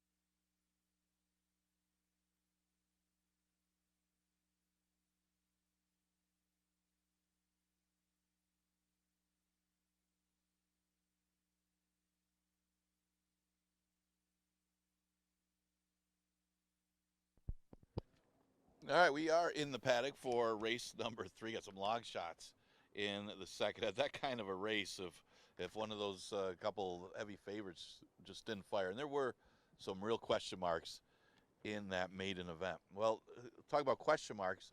What about this race? We are below the bottom. We are at 4,000 for the third race, a 4,000 claimer, and this is for the race since the date. Got some familiar foes in here. We scratched the 1 Oliver with a twist and the 3 Vaunted. You know, at least the scratch of the 3 is going to help even more the speed of the 2. No doubt who's the speed of the race, and that's the 2 Production Credit. He shortens up to 5.5, and I thought that might be the key to victory here if he can hold on. He has been stopping at 6 furlongs last time, and he did stop at 5.5 against slightly tougher against the 5s. But against this group, he'll have the lead. He's the one they're going to have to chase down, see if he can hold on at 5.5. He'll be one of the shorter price horses. But right now the favorite is the 5, Captain of My Heart. He's going to have to go get Production Credit. And at 5.5, it's not necessarily his best distance, as he's 1 for 12 at the 5.5 furlong distance. He was just overmatched, as Khalid's Dream proved to be much the best last time, going 3/4. He might have to get the race in the race a little bit more, and hope Production Credit gets back to him. But he's getting a lot of public support off of the last pretty good second-place effort. Barfly got a good number coming out of a better race, running third to Max Foster. Max Foster ran 105. He's only a couple lengths behind. So this is another one to consider off of the number last time. It was a much improved race under Chris Russell. Exacta Tri Super Daily Double, pick 3 and pick 4 starts with the third. Again, we scratched the 1 and the 3.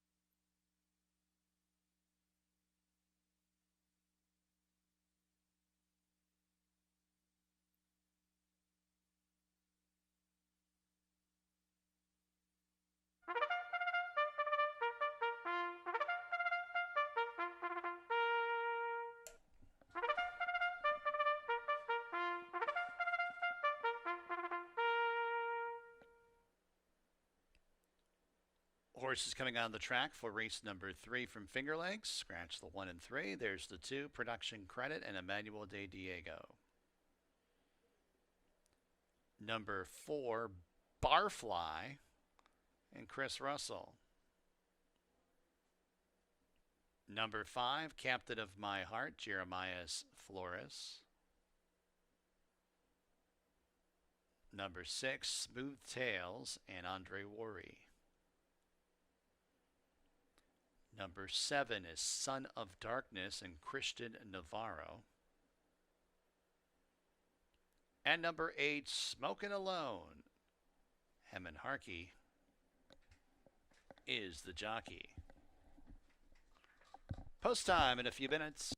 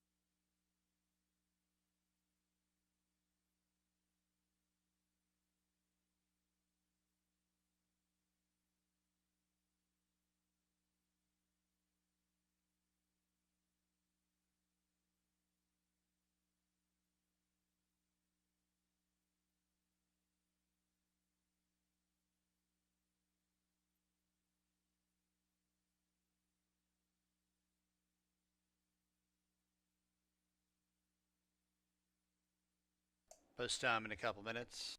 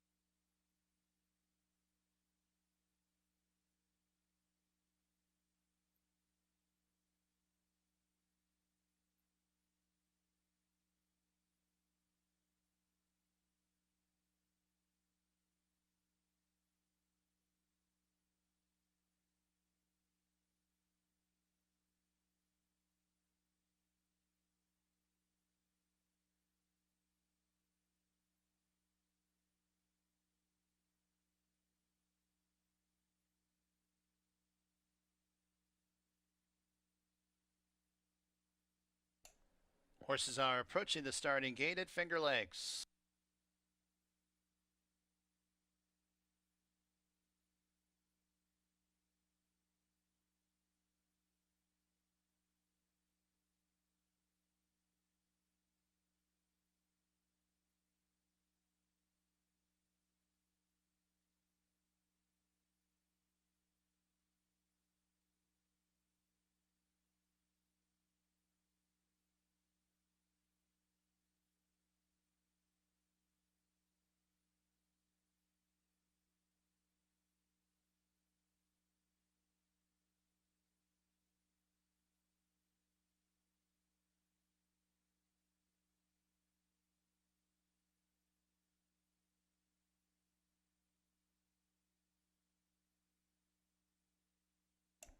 And the horses have arrived at the starting gate for race number 3 from Finger Lakes. Got a field of 6 to go 5.5 furlongs. Inside horse number 2, Production Credit, even moneyed, 6 to 5 now on him. 5 to 2 on number 5, Captain from My Heart.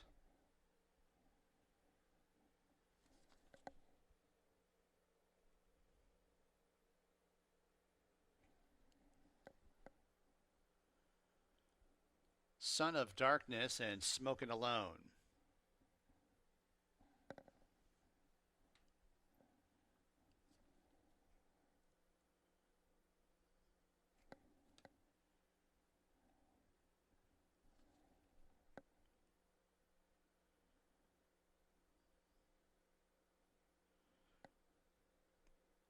They're all in the gate.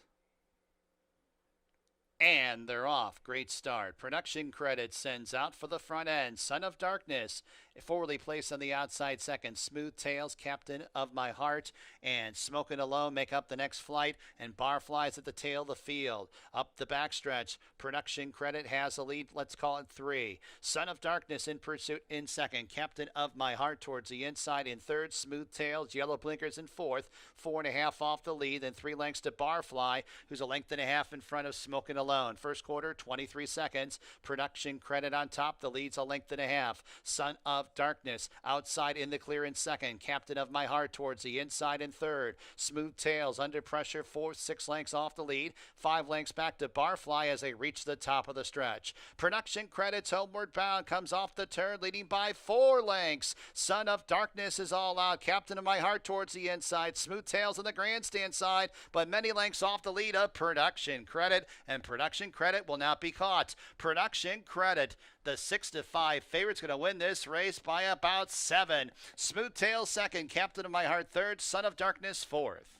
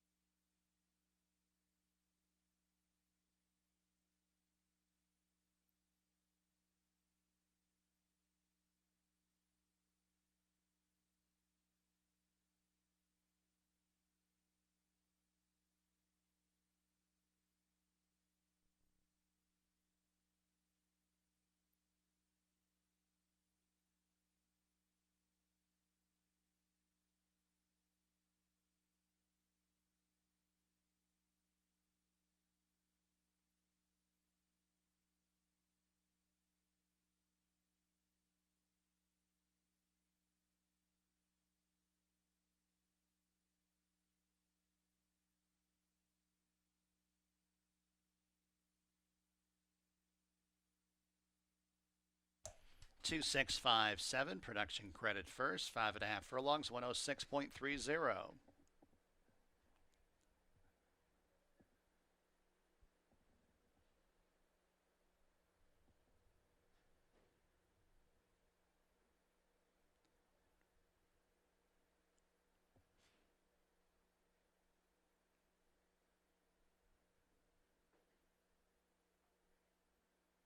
To the winner's circle, number 2, Production Credit. New York bred, 7-year-old dark brown gelding by Central Banker out of Right On It. Ralph D'Alessandro, owner-trainer. Emmanuel De Diego, the winning jockey. McMahon of Saratoga Thoroughbreds bred Production Credit. It's official. $4.78. The winning mutual for Production Credit. Double $110.26, exacted $25.62, 50-cent try, $12.99, dime super, $12.72. Fourth race, Finger Lakes, no scratches or jockey changes. Number 1, Tekka, the rider, 1 over. Exacta, trifecta, superfecta, daily double. Late pick, 5 wagering, got that carryover going in, $17,049. Post time, race number 4 in 23 minutes at 2:50 p.m.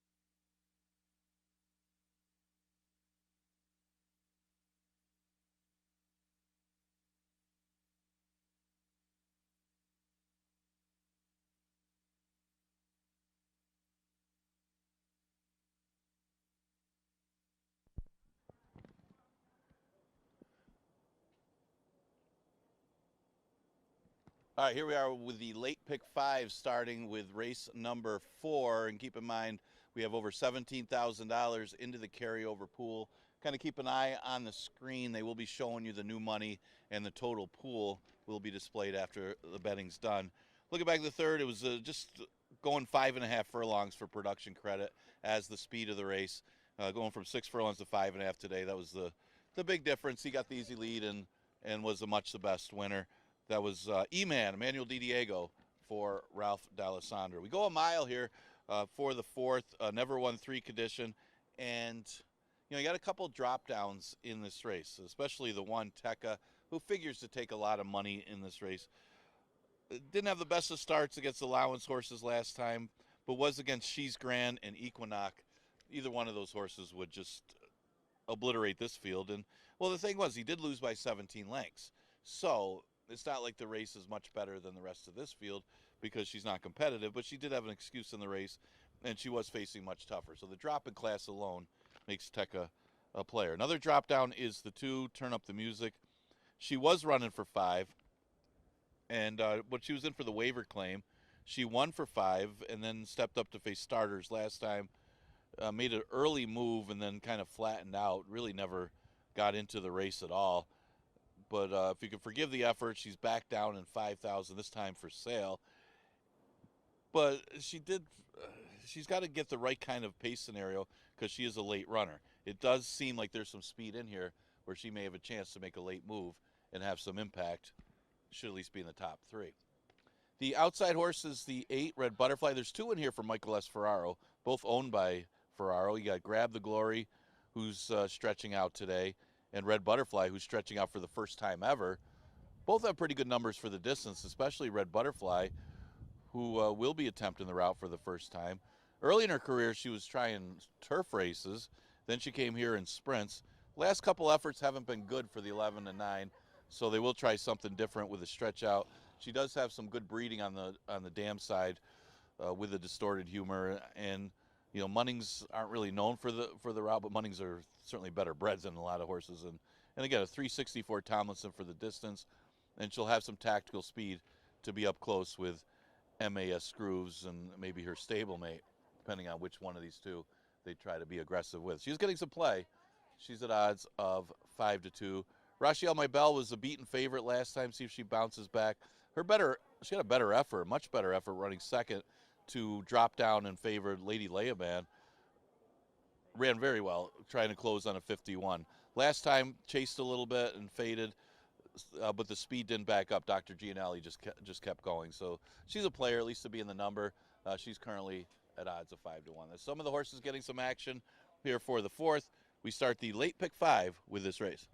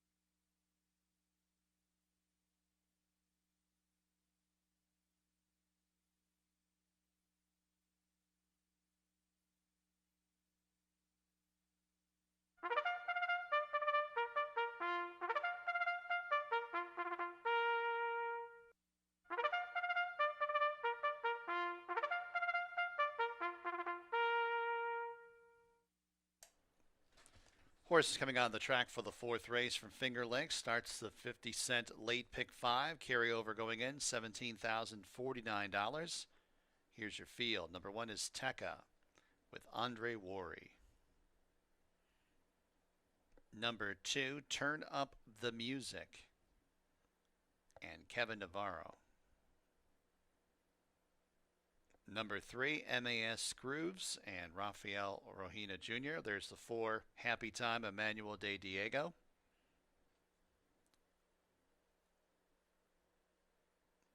Number 5, Divorced of Course, Cabercoa. Number 6, Rochiel Maibel, GM Rohina.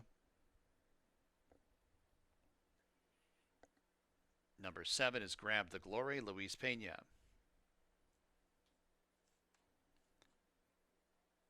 Number 8, Red Butterfly, Sofia Vives. And on the turn, number 3, MAS Grooves with Rafael Rohina Jr. Post time in just a few minutes.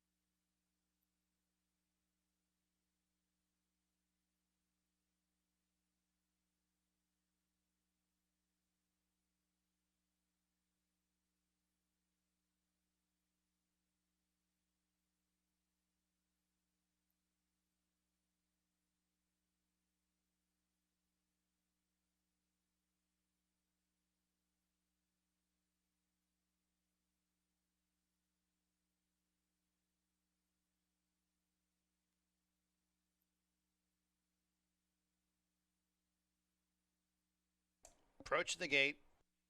Approaching the gate at Finger Lakes for the fourth race. Start of the late 50-cent pick 5 with that carryover of just over $17,000. Approaching the gate.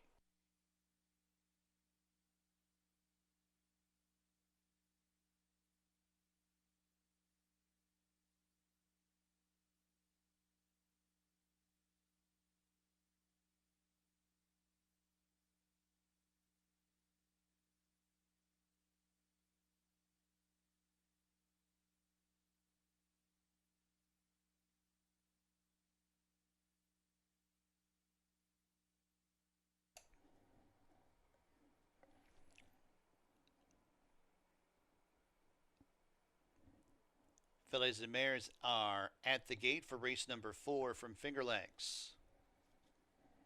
Field of 8 to go a mile. Claimers now winners of 3.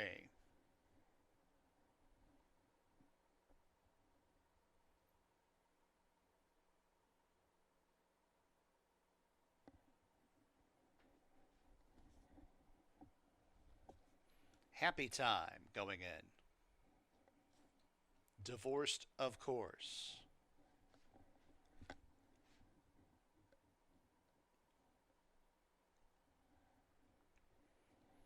Rochelle, My Belle, Grab the Glory, and Red Butterfly.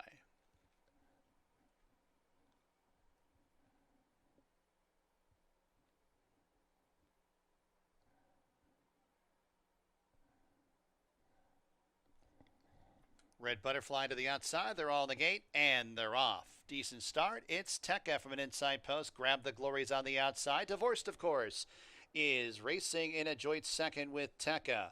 And then it's Turn Up the Music is towards the inside. Rochelle, My Belle, 3 wide around that first turn. And then it's Red Butterfly. Happy Times in second last and about 10 off the lead and a length and a half back to MAS Scrooves, who trails the field. It's Grab the Glory with 6 furlongs to go. Is built up an 8-length lead. Divorced, of course, to the outside. Tekka second and third. A space of 2.5 to Turn Up the Music to the inside of Rochelle, My Belle, 4th and 5th. Happy Times in 6 and a length and a half in front of MAS Scrooves, who's out of last. And Red Butterflies at the tail of the field and about 17 lengths off the lead. Half mile to go in this race, and it's Grab the Glory. Goes to the opening half in a lively 47 4/5, and Grab the Glory has a lead by 6 lengths. Tekka's up the inside second. Divorced, of course, in third. Turn Up the Music 3 wide as they catch up with Grab the Glory. As is Rochelle, My Belle, who'll circle up on the far outside. And then it's Happy Time, who runs along in 6.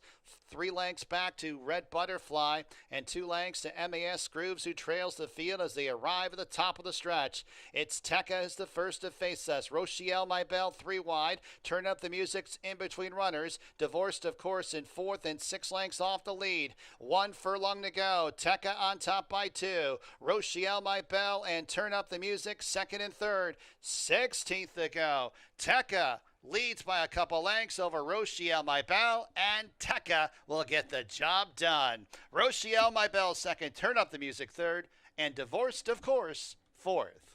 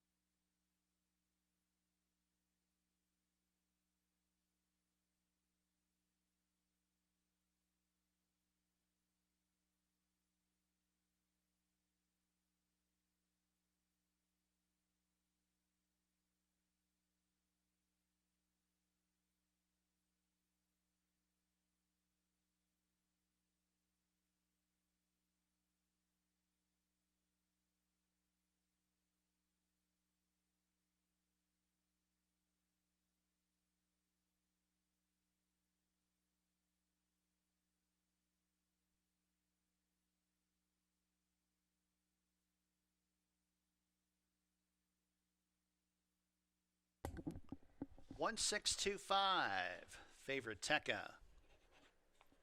Back to the winner's circle. Kentucky bred 3-year-old bay filly by Improbable out of Brunette Princess. Red Storm Stable and Flower Power Stables, the ownership. Paul Barrows, the trainer. Andre Worry, the winning jockey. Winchell Thoroughbreds bred Tekka. And it's official, $4 to Winning Mutual. Prices. Double, $11.24. Exacta, $17.30.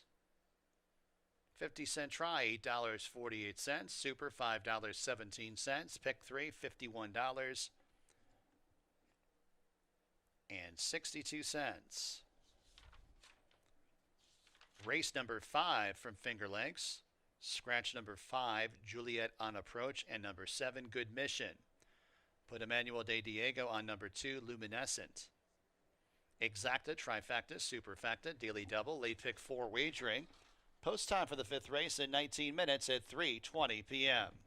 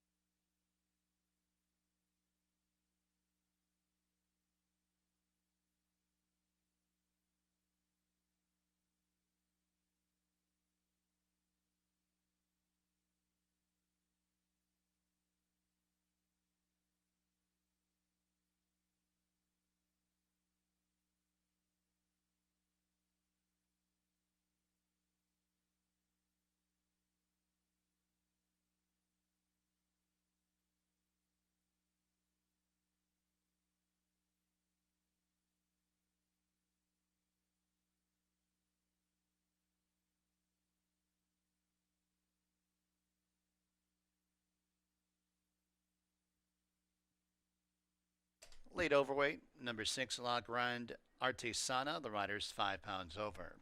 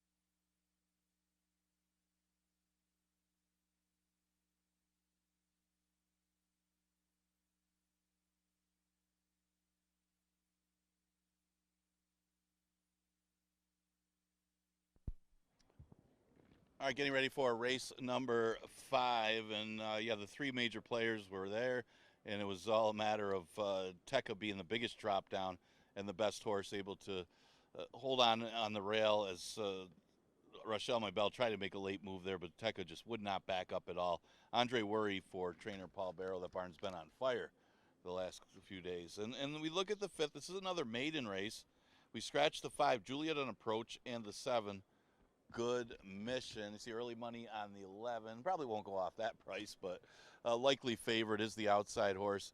She's just been facing so much tougher against the maiden special weights in New York. She caught a sloppy off the turf race last time. This is an Into Mischief. I have a dam by Uncle Mo. Breeding-wise, class-wise, she does lay over this field. Of course, they still got to run the race, but she's the outside speed as well. She's right now 1-9. I would expect her to be probably something like 3-5, 4-5, just some early money. So if you're looking for some horses to maybe have a shot at the upset, if this one doesn't have it, you got the 10, Happy Smile. She's had her chances. She's run on this track 3 times. Way back early in her career, it was only her second start. She ran third, and then she come back and ran 2/3 going her route. So she cuts back in distance today at 5.5. She'll have a little bit of work to do late, but maybe the cutback, she'll be sharp enough. Remember, Yankee Doodle, the horse that won that August 11th race, came back to win against winners. So makes her race look a little bit better. But she'll cut back and try the sprint today. Looking at the 6 horse, this one, La Gran Artisano, ran great first time out. Of course, she probably would want the 6 furlongs again, but she will cut back a little bit in distance to the 5.5 from the 3/4. See if she gets a little better start and get into the race more. But she wasn't far off, and they went 112. Pretty good race that she comes out of. Not out of it, and she's a big price right now at odds of, well, everybody's a big price because all the money is on the 11. The other one would be the 3 Merlin F. Merlin F finished right behind La Gran Artisana, and her prior start was very good, running second as adjustable rate. Kind of got away from her. Adjustable rate runs later today as the speed did get away. And she got off slowly in that debut. She didn't break all that well last time either, but she broke horribly in her debut and still rallied up to be second, and adjustable rate had drawn away by that point. So she's a player in here, although, again, 11-1, mainly because all the money early is on the 11. Exacta Tri Super Daily Double in the late pick 4 starts with this race, scratch of 5 and 7.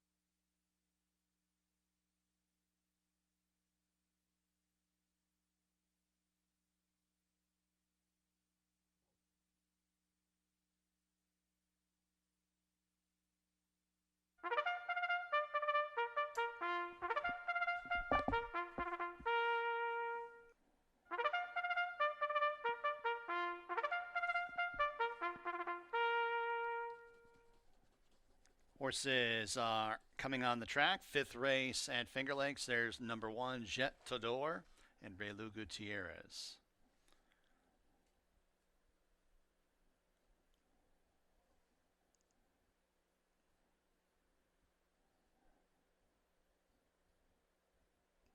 There's number 3, Merlin F, and Hem and Harkey.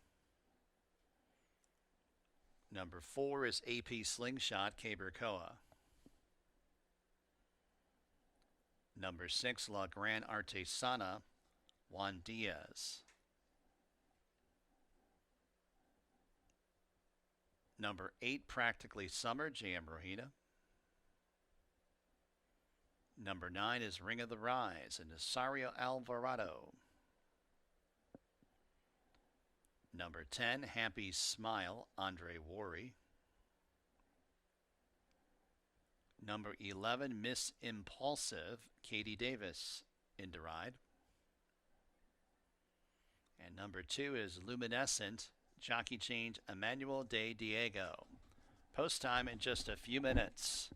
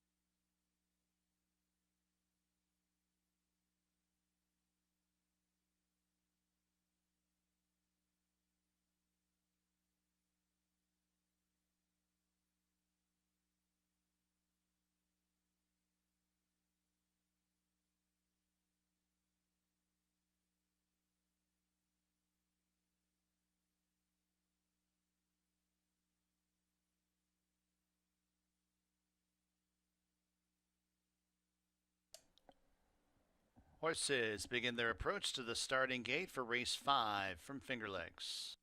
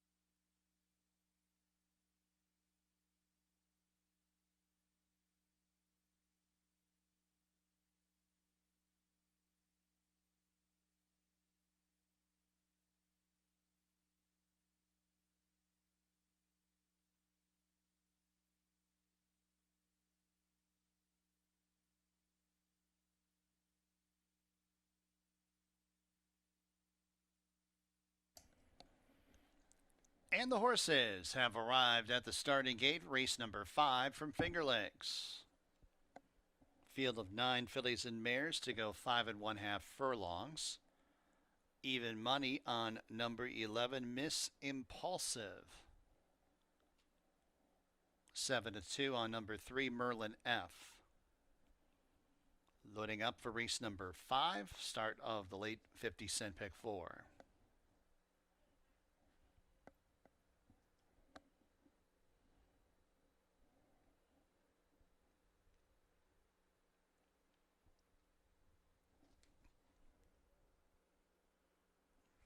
AP Slingshot.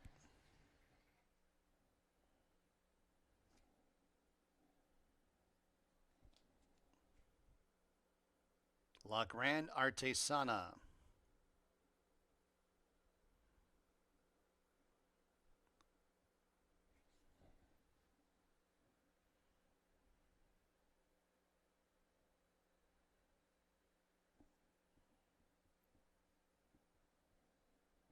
Ring of the Rise.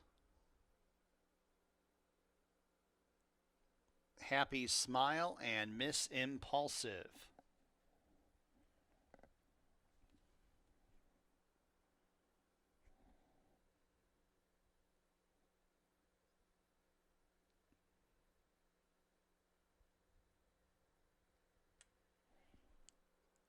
They're all in the gates. And they're off. A little bit tardy, Luminescent, who's last.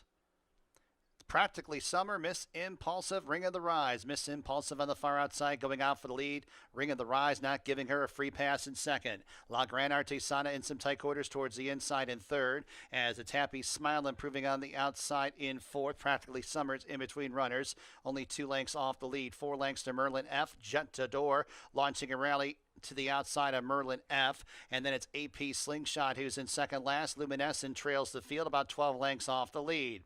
2.5 furlongs to go. Miss Impulsive, Happy Smile comes to engage outside second. Ring of the Rise losing position in third. And then it's Practically Summer who's to the outside of La Grande Artesana. They are fourth and fifth, followed up by Merlin F who skims the inside as they got 3/16 to go. Miss Impulsive, the favorite, has the lead by 3 parts of a length. Happy Smile shaking up in second. And then in third, that is Practically Summer. La Grande Artesana fourth. In deep stretch, it's Miss Impulsive over a game. Happy Smile gets her.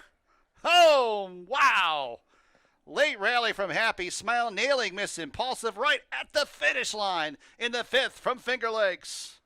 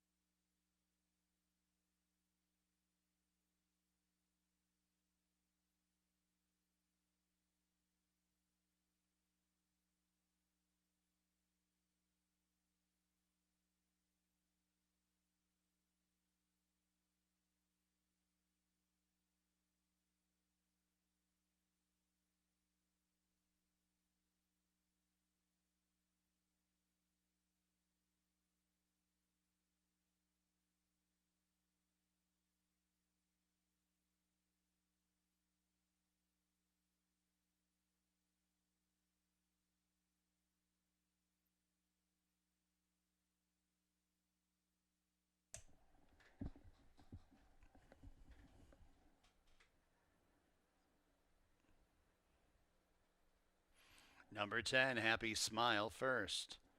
Second, number 11, Miss Impulsive. Third, number 8, Practically Summer. Fourth, number 6, La Gran Artesana. To the winner's circle, number 10, Happy Smile. New York bred, 5-year-old dark brown mare by Run Happy out of Serenity Smile. Owned and bred by Francis Palangeli. Charlton Baker's the trainer. Andre Worry, the winning jockey. 2 ins in the card for jockey Andre Worry.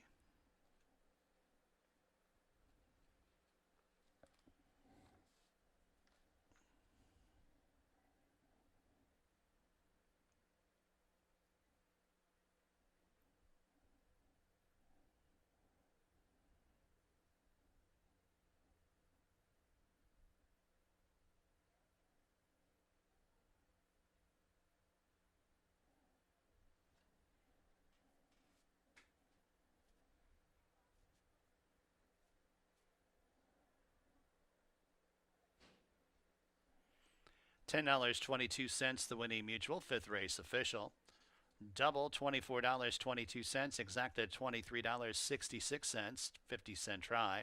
$66.19, dime super, $43.15, pick 3, $15.06, pick 5, 5 of 5, $822.81. Race 6 from Finger Lakes, scratch number 7, Franny Lou. Exacta, trifecta, superfecta, daily double, pick 3 wagering. Post time race 6 in 20 minutes at 3:50 p.m.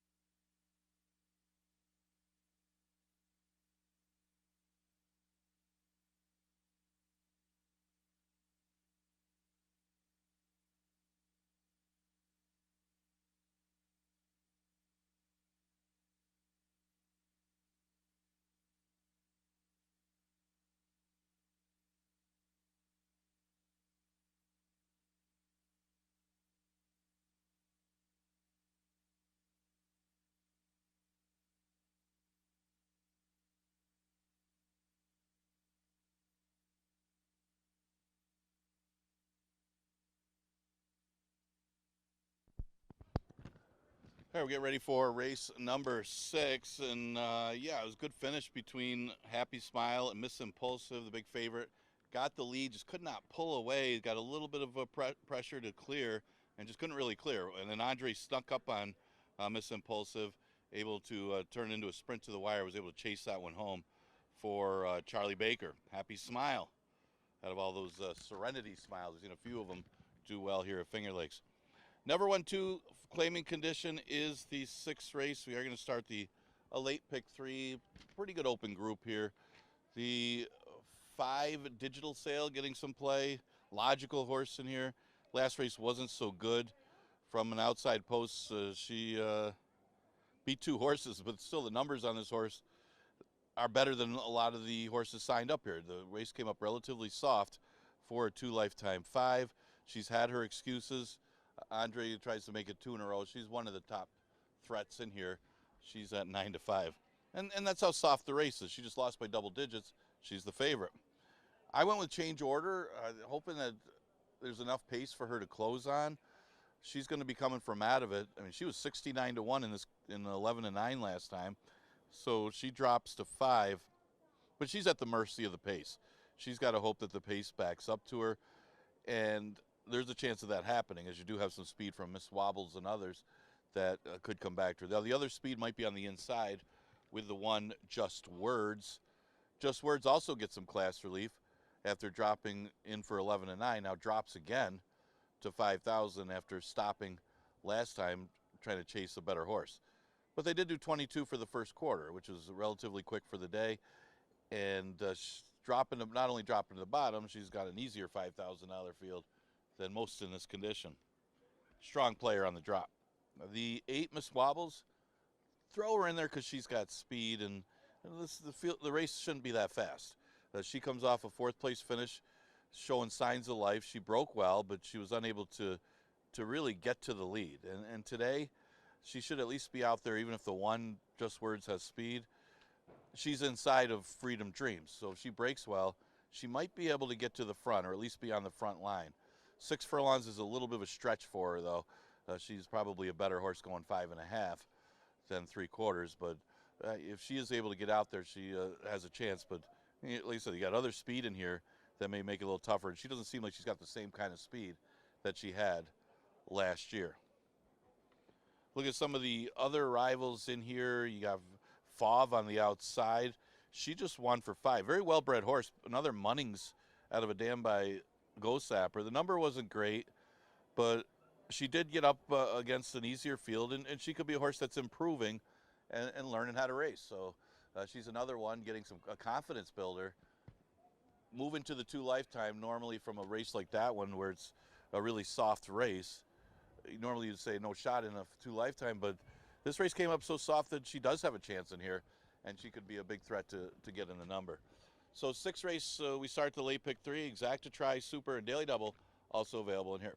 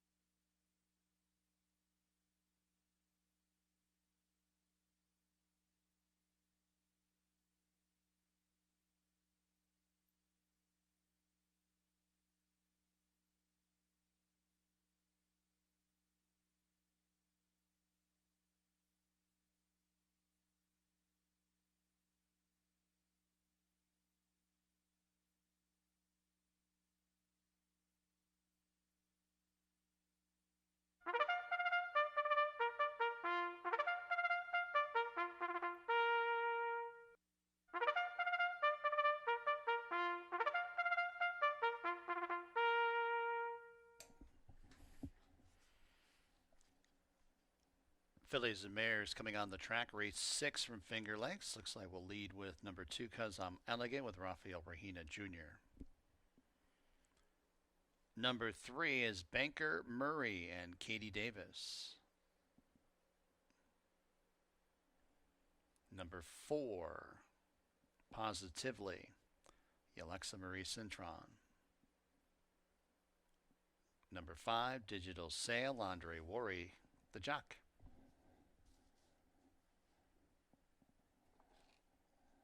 Number 6, Change Order, and Christian Navarro. Number 8, Miss Wobbles, with Nasario Alvarado calling the shots. Number 9 is Freedom Dreams, with Jeremias Flores. And number 10, Fauve, Luis Pena. And already behind the gate is the one Just Words and Jose Baez. Post time in a few minutes.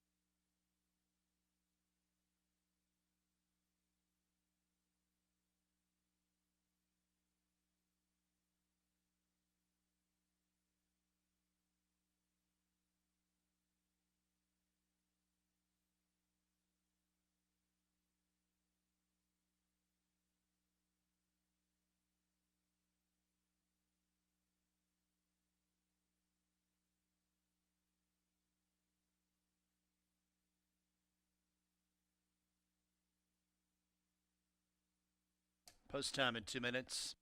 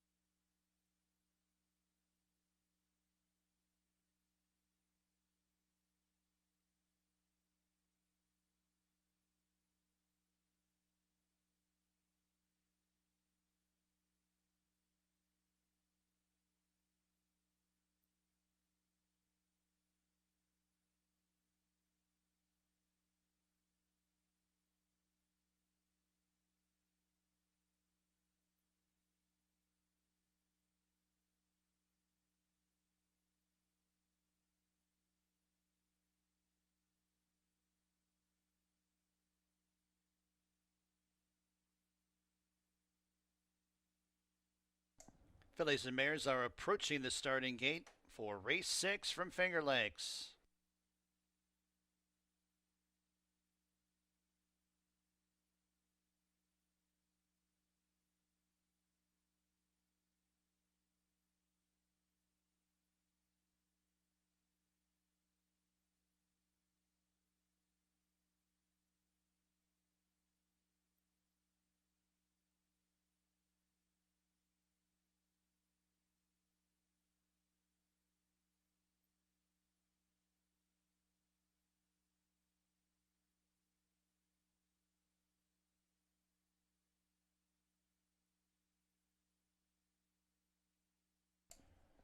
Fillies and Mares at the gate for race number 6 from Finger Lakes. Field of 9 to go 6 furlongs, 2-1 inside. Number 1, Just Words.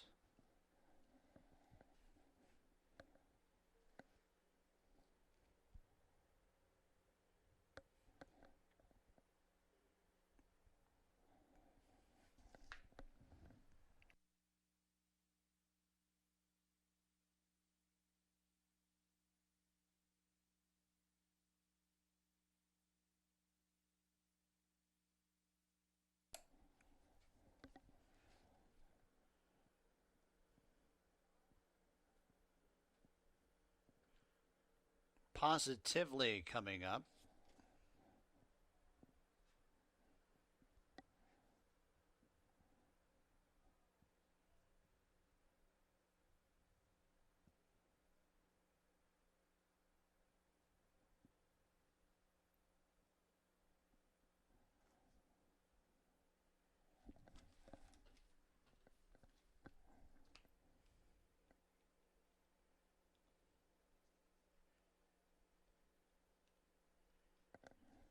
Miss Wobbles goes in. Freedom Dreams and Fauve. Still 2-1 on Just Words. They're all in the gate.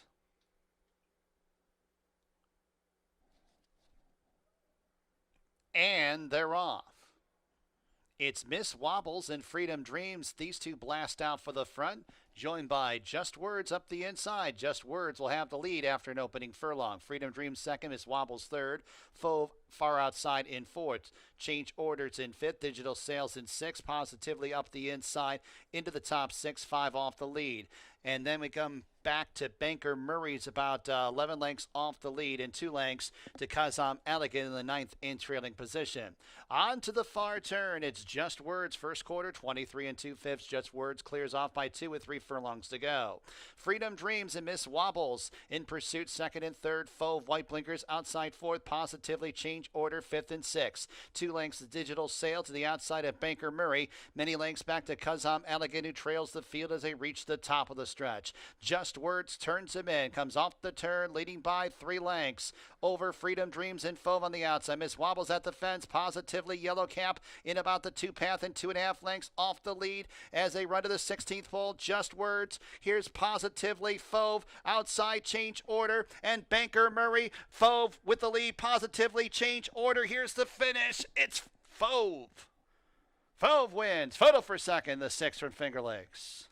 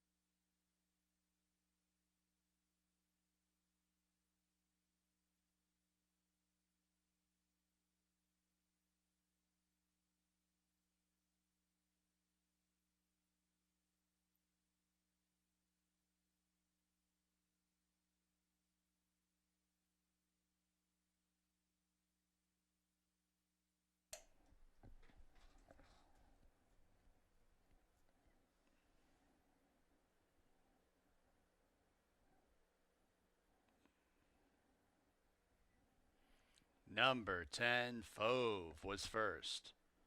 Second, number 4, Positively. Third, number 6, Change Order. Fourth, number 3, Banker Murray.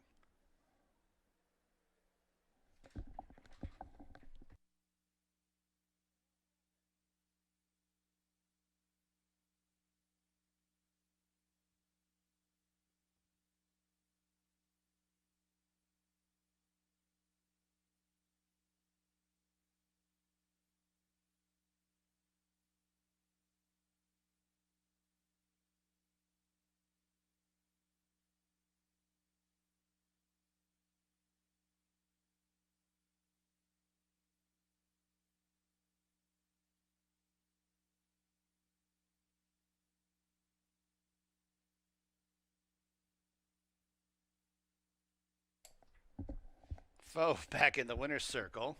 Pena's all right, thank goodness. New York bred. 3-year-old chestnut filly by Munnings out of Divine Luck. Tick Stables. Owns John Grabowski trains. Luis Pena, the winning jockey. Tick Racing Stable bred. Fove. $49.88 to win. Some big balloons here in race 6. Double $165.34. Exacta $964.44. Trifecta $1,850.34. Super $8,081.20. Pick 4, 4 of 4.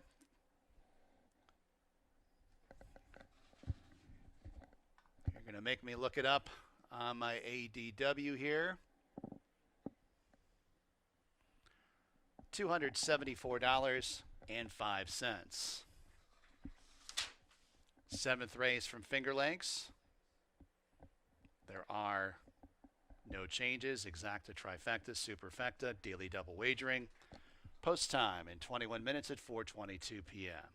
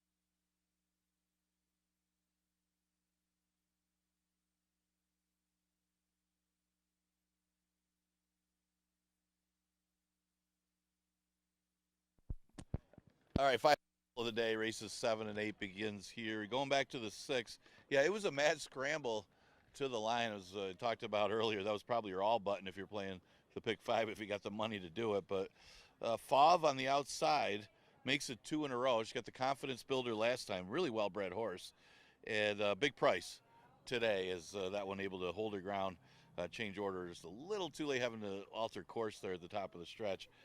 And it was close between a few of them at the end, but I think Positively was amongst the group as well. Looking at the 7th, this is a good allowance race and another one that you can make a case for a few of them depending on the pace flow. Ice Time, the 3-horse, more pace dependent, but the good thing about Ice Time is he came from way out of it when they went 47 to the half on the 21st of July.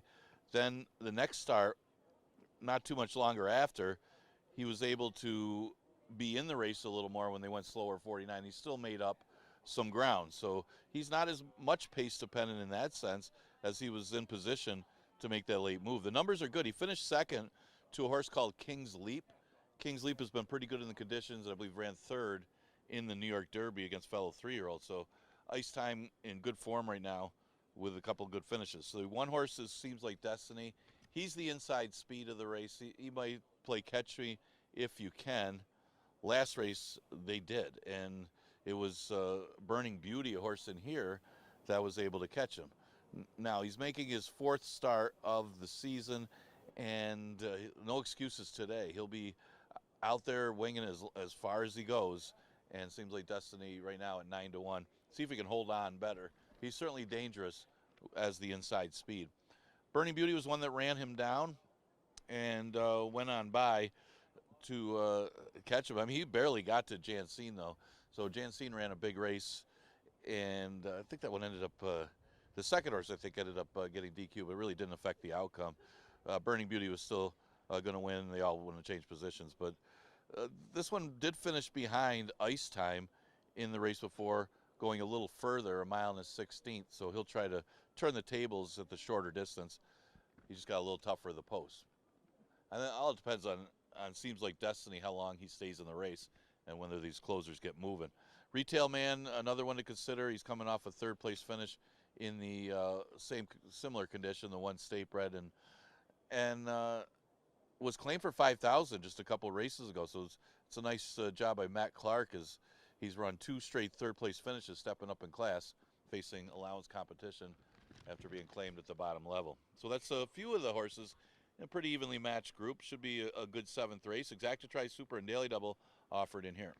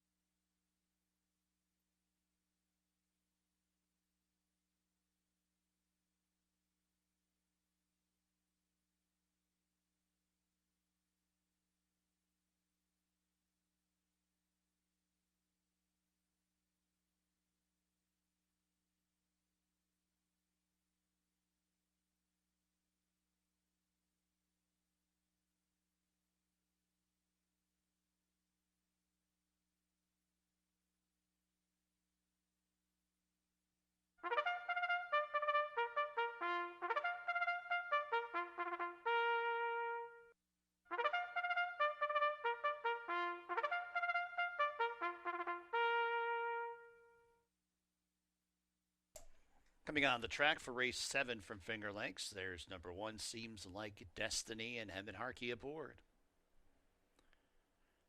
Number 2 is Cast a Coin, Chris Russell, the rider.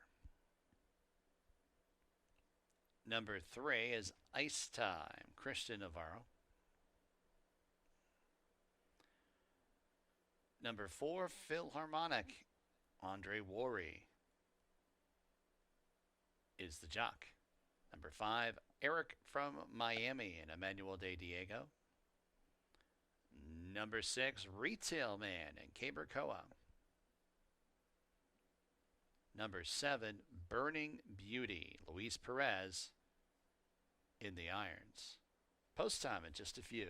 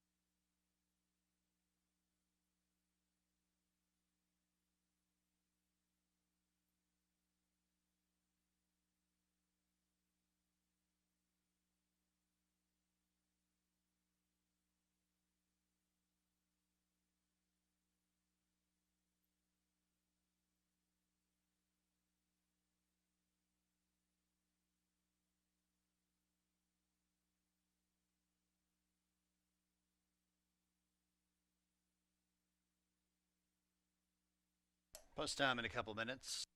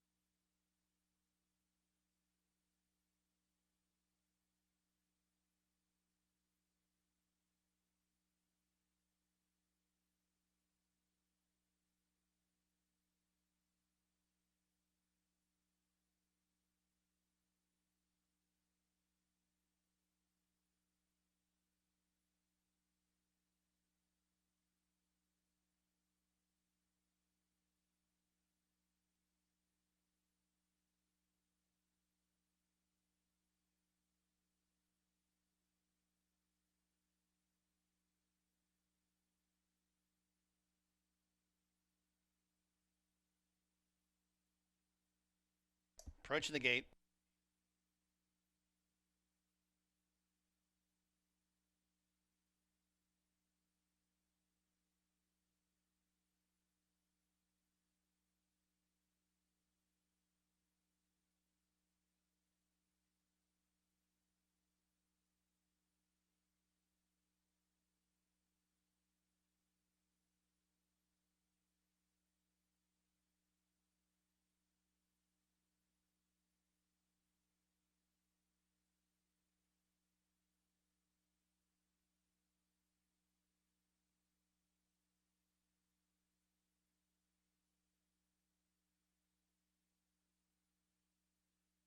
And the horses have reached the starting gate. Race 7 from Finger Lakes.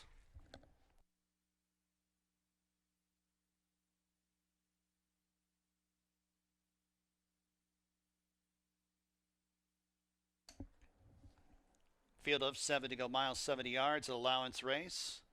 3-2 on the outside. Number 7, Burning Beauty.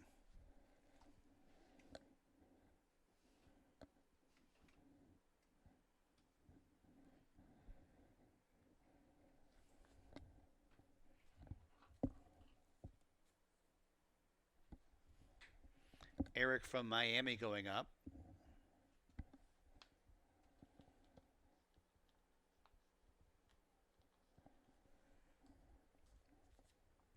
Retail Man and Burning Beauty.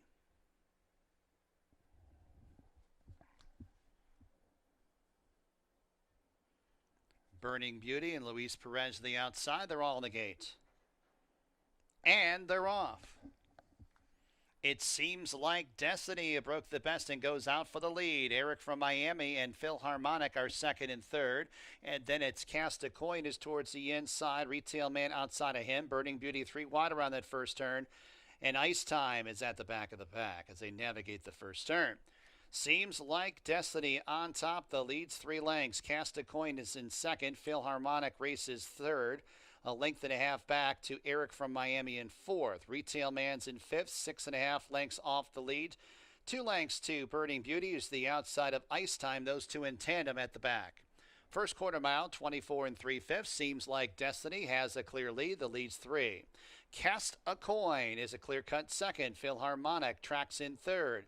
Eric from Miami 3 wide fourth, and it's Retail Man. Burning Beauty is deep on the course and 8 lengths off the lead, and Ice Time is towards the inside at the back. The opening half mile will be posted momentarily. as they make the entry into the far turn. Seems like Destiny has the lead by 4. Philharmonic races in second. Burning Beauty outside in third. Then in fourth, Eric from Miami cast a coin, shuffled fifth. 3 lengths back to Retail Man is to the outside of Ice Time, who trails the field. As they arrive at the top of the home stretch, Seems like Destiny taken on by Philharmonic. And Philharmonic takes over an upper stretch. Philharmonic has the lead by a length and a half over Seems like Destiny. Burning Beauty is on the outside in thirds. They run down to the 16th pole. It's Philharmonic who scampers clear by 4 lengths. The battle for second, Seems like Destiny and Burning Beauty, but an easy winner. Philharmonic give Worry 3 on the card. Burning Beauty gets second, Seems like Destiny third, and Ice Time a distant fourth.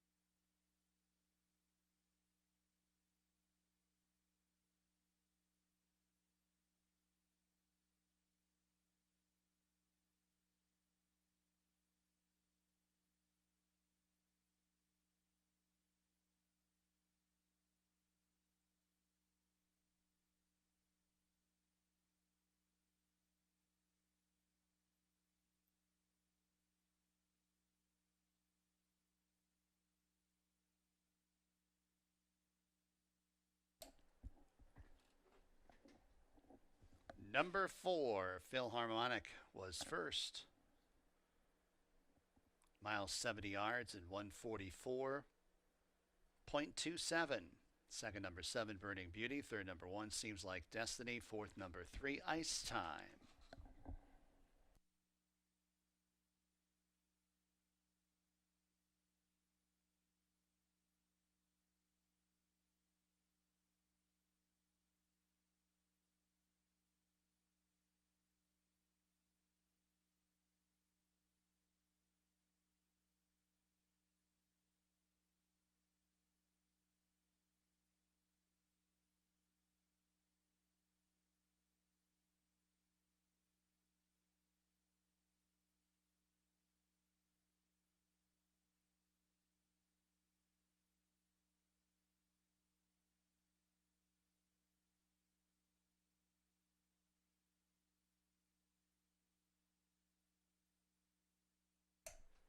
Back to the winner's circle, number 4, Philharmonic. Kentucky bred, 5-year-old bay gelding by Mendelssohn, out of practice. Mosa Rosa owns, Nick Zito trains, Andre Worry with a hat trick, 3 wins in the card. Ben Sangster bred, Philharmonic. $10.26, the winning mutual on Philharmonic. Double, $250.50, exact at $34.38. Dime Super, $39.17, 50-cent tries, $64.75. Eighth and final from Finger Lakes. No scratches or jockey changes. Exacta, trifecta, superfecta wagering. Post time in 20 minutes at 4:53 p.m.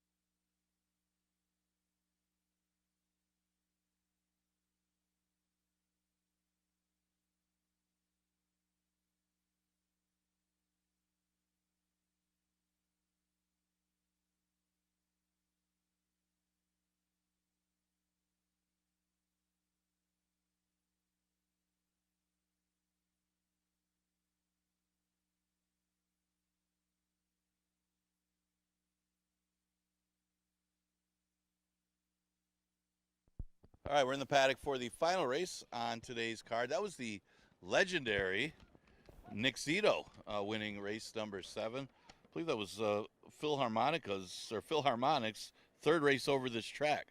He loves this racetrack. Got a nice trip under Andre Worry, another win for Worry for the legendary Nick Zito. We go to the last, just a reminder, we are going to be dark the next few days. Next live racing day will be Monday. We're back to 1 o'clock first post every day, Monday through Wednesday, until, of course, the time change later in the year. But 1 o'clock first post. Remember, Jackie Davis will again be my guest. She will be until she returns to ride, and we will be on at noon before the races. So check us out. You can go through the website, go through YouTube and some ADW sites. 5,000 claimer is the last, the never won 2 condition, going 6 furlongs. And a couple to talk about here. I mean, you got a drop down in the 8 adjustable rate. She broke her maiden against maiden special weights. Now, wasn't the strongest of fields, and Merlin F., the horse that was second, got off slowly to try to chase her down. But it was a decent time, and it was maiden special weights. She didn't fare too well against the 11 and 9s, so she drops to 5. There's not a ton of speed inside of her, so that puts her in contention. She's going to be one of the shorter prices in here. She's at 3-1. Current favorite is the 3 Chickasteca. She's a little more at the mercy of the pace, but at least at 6 furlongs, she kind of woke up a little bit her last few starts. And you see when they took the blinkers off is when it happened. They took the blinkers off back on June 10th. She came rolling. She came rolling again to be 3rd. And then she finally broke through as she was in range when they did slow pace up front. She didn't beat much that day, but she's one that's going to sit back and make a run. If there's enough pace up front to chase, she's got a good chance to run them down. She comes out of a pretty decent race for the level, and it's hard to not use her off of the recent form. The one horse is Moontown. Moontown is an interesting one because you could play her off the maiden victory. She won for 11, and she beat a pretty decent field, including Unwoke, who dominated a field last night, the last race of the day. And that was at 6 furlongs.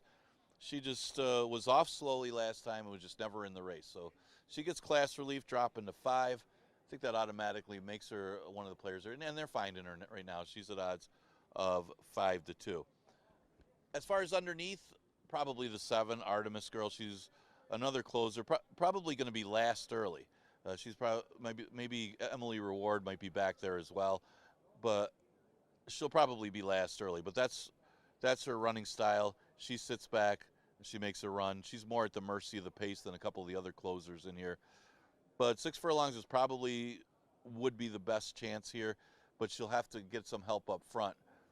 But again, just because of her running style, might be a good underneath type if you're playing tries and supers. So that's some of the contenders for today's last. Exacta, Trifecta, Superfecta offered in race number 8. They're going on the track. You got about 5 minutes to post.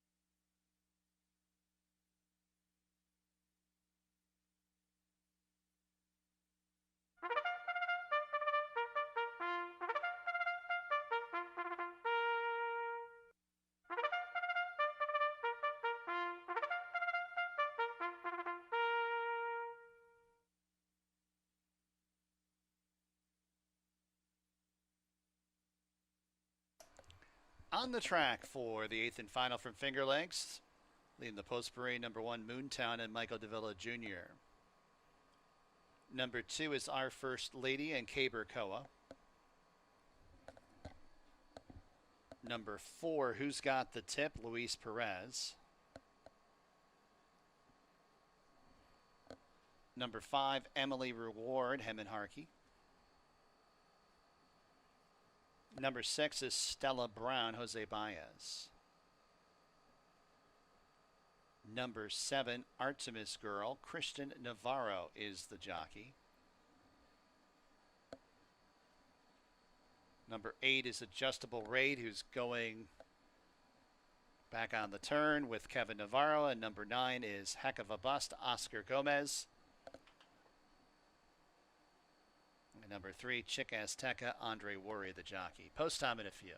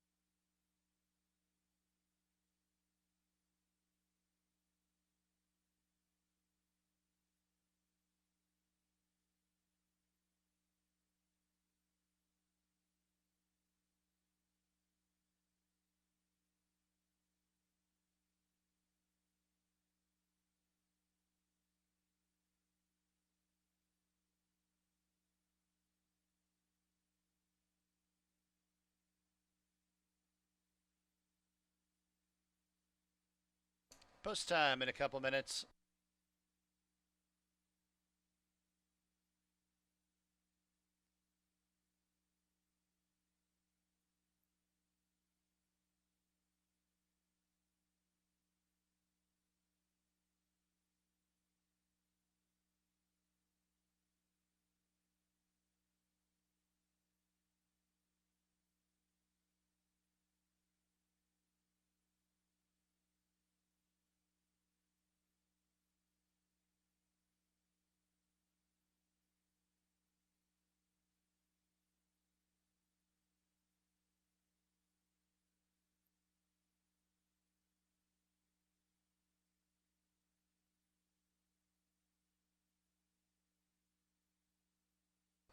Programs for the Monday card here at Finger Lakes.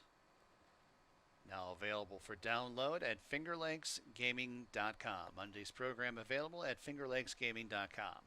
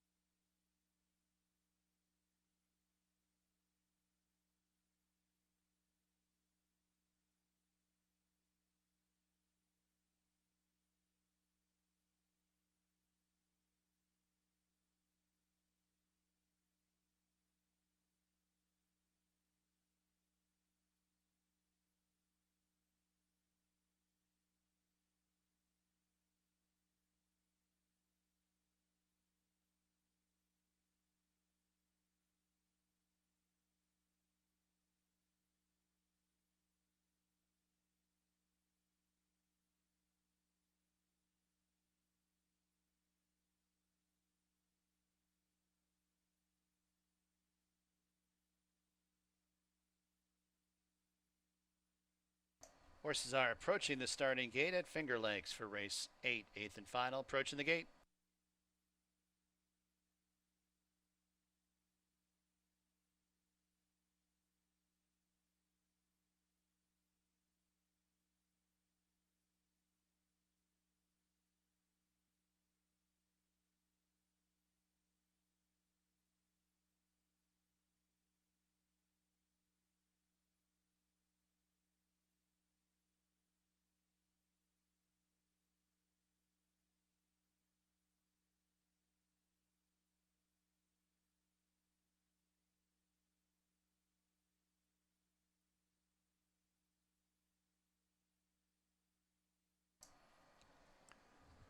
And the fillies and mares have reached the starting gate for the 8th and final from Finger Lakes.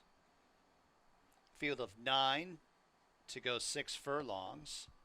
9 to 5 on number 8, Adjustable Rates. 5 to 2 on number 3, Chick Azteca.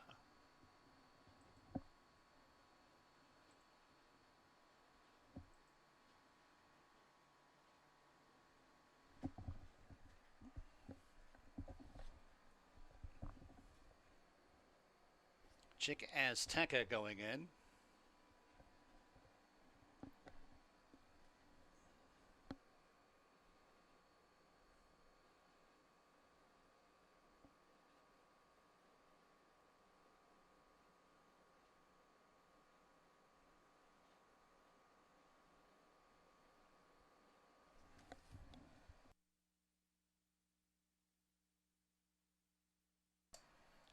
Stella Brown,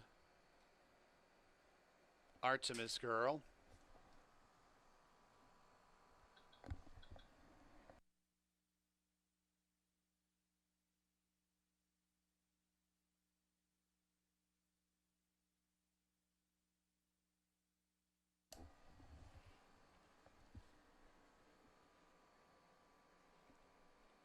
Adjustable Rate, and Heck of a Bust.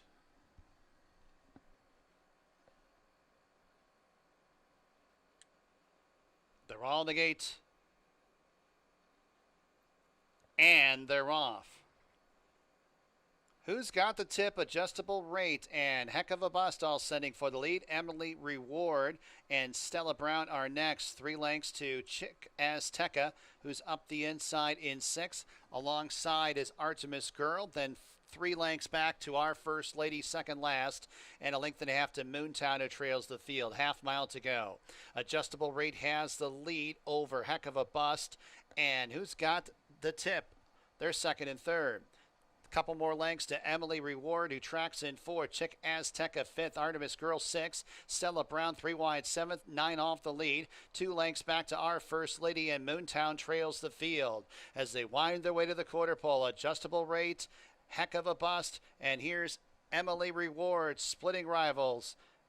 As they turn into the home stretch, Adjustable Rate has the lead with 1 furlong to go. As it's Emily Reward who gets every chance on the outside, followed up by Our First Lady, who's progressing on the extreme outside up into third. 16th to go. Adjustable Rate, Emily Reward first and second. Our First Lady on the outside, Moontown at the fence. It's Adjustable Rate in front. Close for second. Maybe Emily Reward over Our First Lady, then it was Moontown.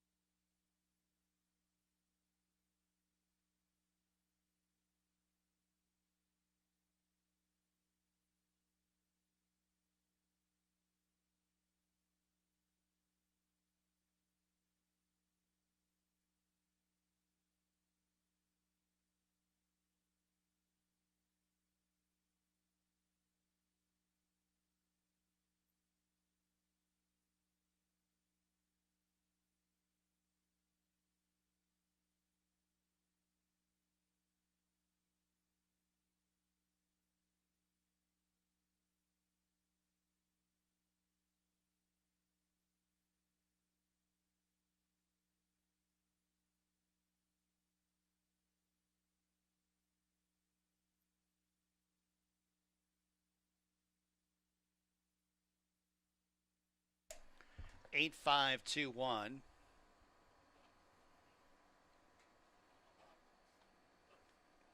Adjustable Rate, New York bred, 3-year-old Bay Filly by Central Banker on a mystery mix.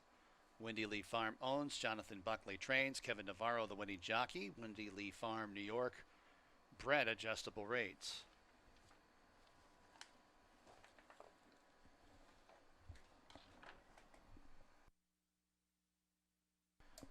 Prices $3.22 the Winnie Mutual, Daily Double $26.62, Exacta $30.16, 50-cent try $25.32, Dime Super $17.21, Pick 3 $165.19, Pick 4 4 of 4 $955.50, Pick 5 5 of 5 $2,002.43. 8th race, last live race here at Finger Lakes for a Wednesday. Next live racing date, Monday, first post, 1 p.m. From high atop the roof here at Finger Lakes Gaming and Racetrack. This is your track announcer, Bill Downs, signing off. Have a tremendous evening.